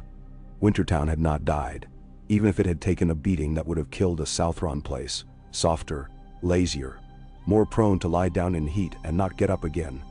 There were shutters back up where shutters had been taken. There were roofs patched in ugly squares of wood that did not match the old. There were paths worn in the snow between doors that men had chosen to use again. There were faces that had no meat on them looking out, and then trying, very hard, not to show their hope. "Good," Robb said, and then said it again to himself. He did not ride into Winterfell that day. No one needed a pageant. They needed to count where the timbers had bowed and where the walls held, and whether the gate would mind if you asked it to do its work again. They needed to see where men had tied horses, because they did not have hooks for them now. They needed to see where the God's Wood had been mere refuge, and where it had been the heart of a world you could not kill with fire because it had water under it and roots in it. "Theon," Arya said to the air without meaning to, and the word made a shape in her mouth that she disliked for its cowardice and liked for its honesty. She did not hate him as much as she thought she should. She hated him more than she had hated anyone a year ago. It was all a puzzle with missing pieces, and some pieces that had been walked on and had permanent dirt ground into their faces. She put the puzzle away under the place where her names were, and told herself she would take it out again later, and hate him properly when there was time. There was no time. There is never time for the things you think should be given time. A rider came in under a banner she did not know at first, and then remembered. The 3-bolt device of House Karstark, black on white, only the white had gone gray with weather, and the black had faded to a tired charcoal. The man on the horse had a face like a cliff and a mouth like a cut. And when he swung down, he moved like someone who had been long in the saddle, because there was nowhere else to be. "Your Grace," he said, and knelt, and then stood before he was told to stand, because he had the right to remember he was a lord of the north and not a boy. "Arnulf Karstark sends word from Last River. The bastard has been to the Dreadfort. He took men west and left men there, and took more in the way of cattle and girls. He burned half a mile of snow to get the taste of it in his mouth. He is at the Hornwood now, taking the trees for their dryness and the meat for its blood. He did not stay long enough to be killed where he stood. He did not stay long enough to be killed where he stood." Robb's eyes went dark, the way eyes go when the pupil takes the whole and leaves no color. "Hay is my father's man," he said, and men heard in the words a line that had been drawn invisibly on the ground between the Karstarks and the Starks since the day Catelyn had loosed Jaime Lannister. The line was not there now when it was needed. Or else it was there differently. Men in the north have to learn to think about 2 different maps at once. "Arnulf wants to know what to do," the man said blunt. "He says he will do it before the river freezes, if it is a thing that cannot wait, and after if it is a thing that should not be done on weak ice. He says if you die he will be sorry, but he will not waste time crying. Mand. The Smaljun made a pleased noise in his throat, as if this were the kind of talk he had been missing. Catelyn did not move. Sir Brynden looked at the sky to judge whether the weather would be a friend or an enemy to a plan that had not yet been thought. Roose Bolton's mouth did not change at all, which meant it had changed more than anyone else. "We do not scatter," Robb said. "We are not poor men chased by a storm. We are the storm." He put his hand on Grey Wind, again, as if the wolf were the map he was using under the ones on the table. "We will eat. We will sleep. In the morning, we go to the Dreadfort. If the bastard is there, we will knock on his door and ask him to come out. If he is not, we will take his bed and make him sleep under a hedge, like a bad boy.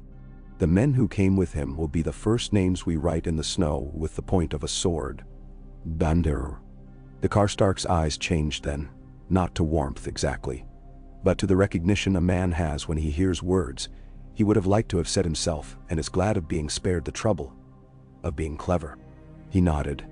"I will take that back," he said. "Arnulf will be pleased to have a direction. He says he likes orders that are like a hammer, and not like a blanket." He hesitated, then added, "His grandson has teeth now. He bites. He will be a good Karstark." "Menin? Did I? I'll bite him back if he bites any of mine," the Smaljun said cheerfully. And everyone pretended they did not like him for the joke, because it was rude and they were tired. The day wove itself to gray, and the gray took on a blue at the edges that says night is thinking about coming, and will bring a cold with it that makes men think quick. They set watches. They set 2 for each place where 1 would have done in summer, and 3 where 2 would have done last month. They did not invite sleep, the way they should have. They went to it grudging and sideways, like cats looking for a warm stone. Arya lay down near her mother and listened to Catelyn breathe. The sound was a rope to climb. Men spoke in their sleep in this camp, and the words were almost always the same words men speak when they wish a thing had gone differently, and the dreaming part of their mind keeps trying and trying to get it right. Her names felt heavy in her mouth and also very light, as if some of them could be blown away if she only breathed out hard enough. She added Ramsay Snow to the list and took him off and put him back on again, and then left him there, because some names want to be looked at with a stubbornness equal to their own. When she slept the 3rd time, she did not dream of Nymeria. She dreamed she was on the battlements of a house that was also a ship, and the sea was ice, and the sky was iron, and a boy with the sun in his hair was laughing until someone put a hand over his mouth and led him away. When she woke, there was frost on the blanket, and the frost made a lace where her breath had made a damp. She brushed it away with her hand. It broke with a soft sound like something delicate being ruined, and she made herself like it, because some part of her had begun to understand that you can choose what sounds you let into you. They rode with the light.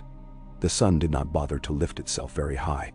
The world was flatter, hungrier, more itself. You could taste the north without having to open your mouth. Men's breaths were smoke. The river that had been their companion all those days was a ribbon to their left now with a crust on it, thin as old glass. Crows walked on it and thought themselves brave. They saw the first of the bastards work at noon. Trees felled in clumsy squares, the stumps ripped at and left standing because no one had thought to grind them down. A circle of ash where a house had been, another where people had slept in haste and then run in equal haste. No bodies. The snow had done the courtesy of taking coverlets to those who had escaped burning, and those who had been burned were only smears now. Smuts. Suggestions. Wendell took off his cap and put it back on again 3 times within 100 yards, and finally decided he would leave it on, and kept his lips moving in a constant soft conversation with the 7 that would have been alarming to any southerner, and was only mildly comic here. "Quiet men," Roose said, almost to himself, as if naming a favorite dish. "Loud ghosts," Dacey said. The bastions of the Dreadfort showed at last as pink through the afternoon haze. That unhealthy color like meat boiled too long. The snow sat on the stone and would not melt there. A mean wind ran along the walls and kept the drifts at bay like a housekeeper who has decided where the dirt will be allowed to live. Men moved on the walls, small and careful. A red banner with a flayed figure on it hung and did not stir. It looked asleep. The whole place looked awake. "Your seat, my lord," Robb said to Roose without looking at him. It was a courtesy, and not a kindness. "My liege seat," Roose replied, which was a better answer than the one he might have given. "It is a cold house. It invites an army the way my lady used to invite cats." "Dancing? Why? Was she fond of cats?" Catelyn asked lazily, and Arya did not miss the knife in the laziness. "She was fond of control," Roose said. "Same thing. Not always," Arya said. He turned his head a fraction, as if acknowledging that the brat under the hood had made a shot that had not missed. He said nothing more. Robb arrayed them in a half-moon, not quite an affront, but not in any way what a guest would do if he meant to make his host comfortable. There was no thought of taking the place by trick.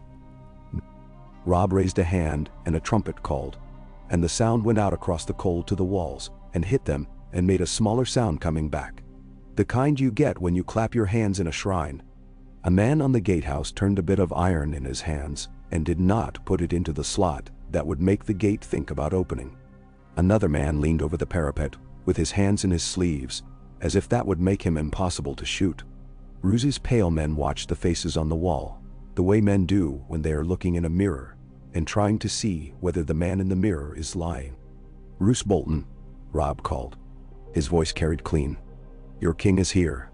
If you are in your house, come out of it. If you are not, send me the man who is keeping your hearth.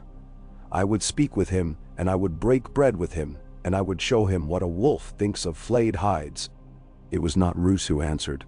A purple-mouthed steward, with an old scar at his lip, shouted down that the Lord had ridden south 3 days ago, and left a man, a new man, but a true man, to keep his gates. Robb's eyes went hooded. Sir Bryndon's breath made a small plume. Catelyn's mouth did that thing it does when she is faced with a sentence she cannot argue with and cannot agree to, and is making arrangements in herself to live alongside both those facts. "Tell him the king does not parley with a door," Robb said, patient. "Tell him the king does not wait. Tell him the king says, 'Open,' or 'Feel us knock.'" He smiled then, and it was a good smile, ugly as a hammer and cheerful as a butcher. "And tell him if he opens, we'll try not to break the hinge." The man went away. The gate did not move. Men on the wall moved and then tried to pretend they had not moved. Grey Wind did not sit and did not stand. He leaned forward as if the world were a smell, and he could follow it into the next breath. Arya found she was holding her reins too tight, and made her hand open finger by finger, as if it were not hers, and had to be coaxed. "You did not hang the Frey," Roose Bolton remarked conversationally to no one in particular. "We will, another day," the Smaljan said, and grinned in such a way as to include all Freys from the first to the most recent in a single reach. "Another day," Roose echoed, and made it sound like a prayer or a threat, depending on who listened. The Dreadfort gate opened a finger, and then two. The world held its breath, the way it does when a man lifts a lid from a pot and steam is expected. A man in a leather jerkin too thin for the weather came out and walked forward as if he had a nail in his foot and was trying not to let it show. He was young. They often are, when an older man wishes to keep his own skin out of puncture. He stopped within hailing distance, because even fools do not walk to a wolf's nose when they can help it, and raised his voice as if the wind doubted him. "My lord," he said, and attempted to bow to both Robb and Roose, and to Catelyn, and to the idea of a mother. It did him credit that he failed at all four. "My lord said to tell you, there is no bread in this house for a king who breaks his word, and no salt for a lady who stole a law." He could not say it, and Arya liked him more for his failure than she had thought she could. He said to say, "He is your man."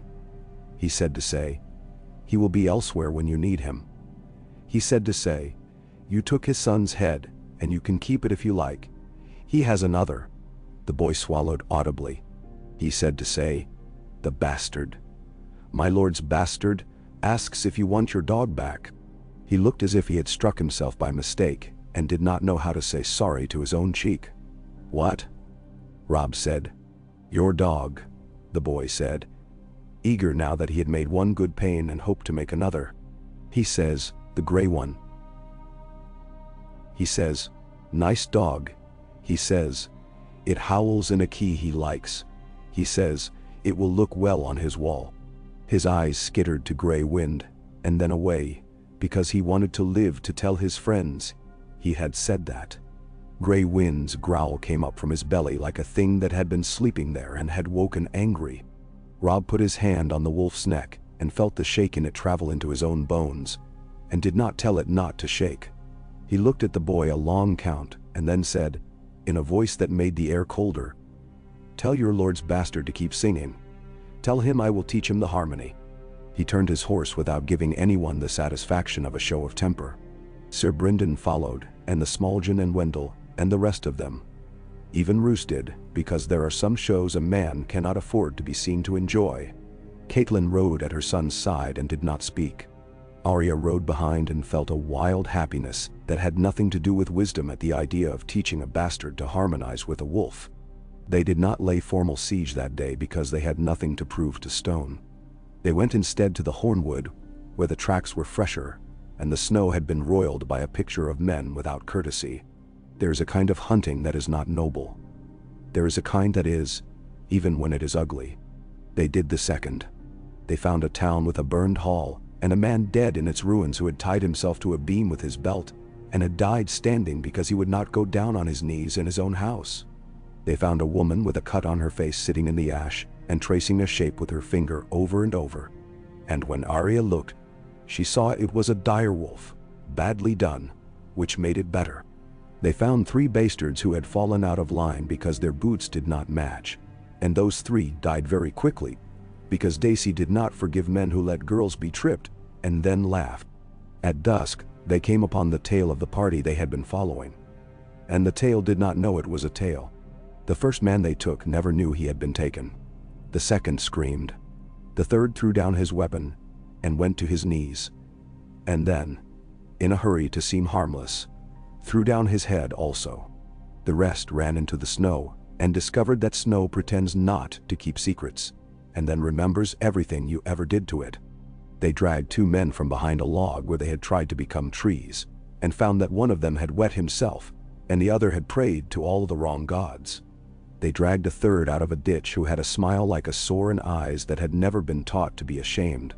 That one spat in the Smallgen's eye and laughed, and then looked past him and was not laughing anymore, because Arya was standing there with her little sword, and the wolf's breath steamed in the air behind her, and the knight had chosen to be a knife.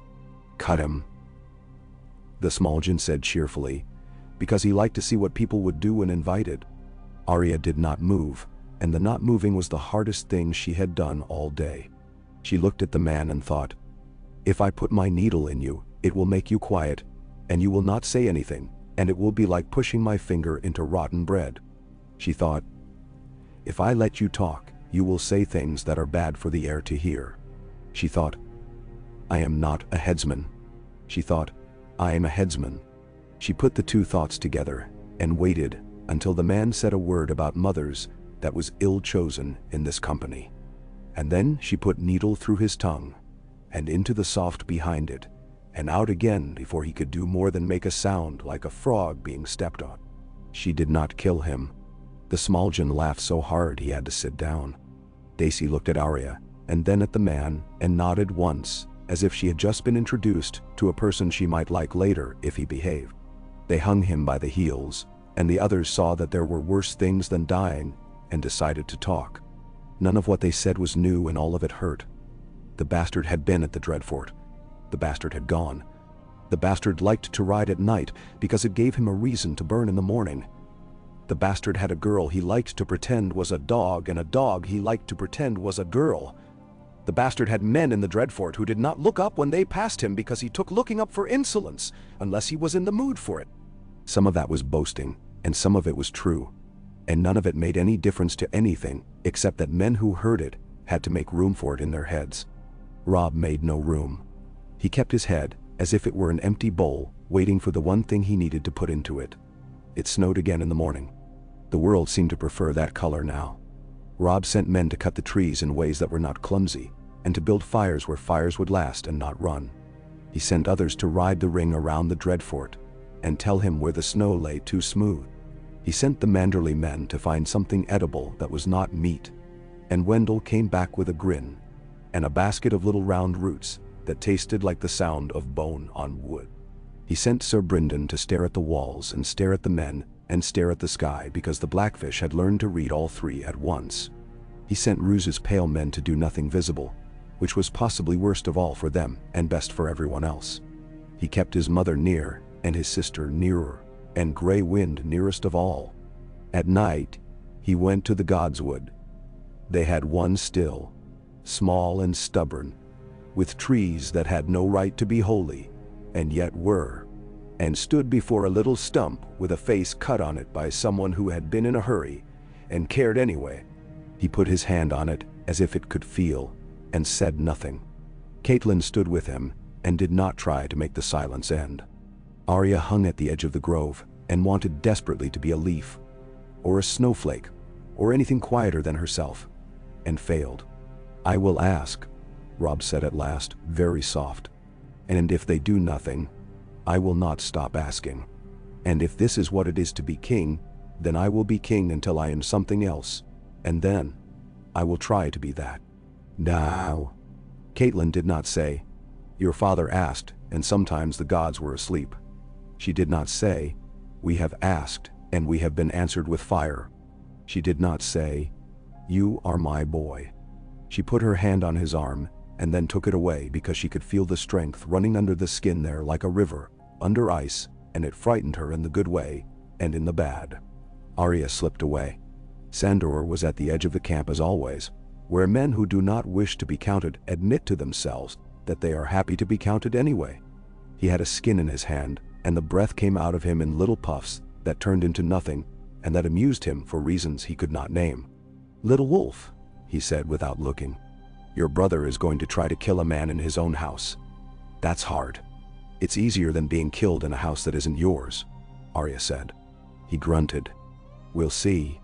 "What will you do?" she asked. "My work," he said.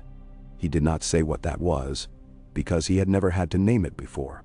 He tipped the skin up and made a face, and wiped his mouth with the back of his hand. "Maybe I'll set something on fire. You like that?" "I like the right things on fire," she said. "Wise girl," he said, almost affection in it, and then spoiled it by adding, "for a little fool." They went on like that for a while, because it was easier than thinking about steps and stones and men's necks. In the Godswood, the face on the little stump looked blunter than it had from a distance. The snow took a deeper breath. In the Dreadfort, a man with eyes as pale as old milk listened to the snow on the windows and stroked a piece of leather the way a man might stroke a pet, if he wished his pet were something it was not. Morning would come. The gates would open or not open. Men would go up walls and down them. Songs would be started, and some stopped, and some forgotten. Arya sat where she could see the mouth of the world, and felt the story draw breath again, slow and big, as if it were not done making room inside itself for the things that had already happened. She went to sleep with Needle under her palm, and the wolf's breath on her ankle, like a comfort from another life. And she dreamed nothing at all, which was a blessing.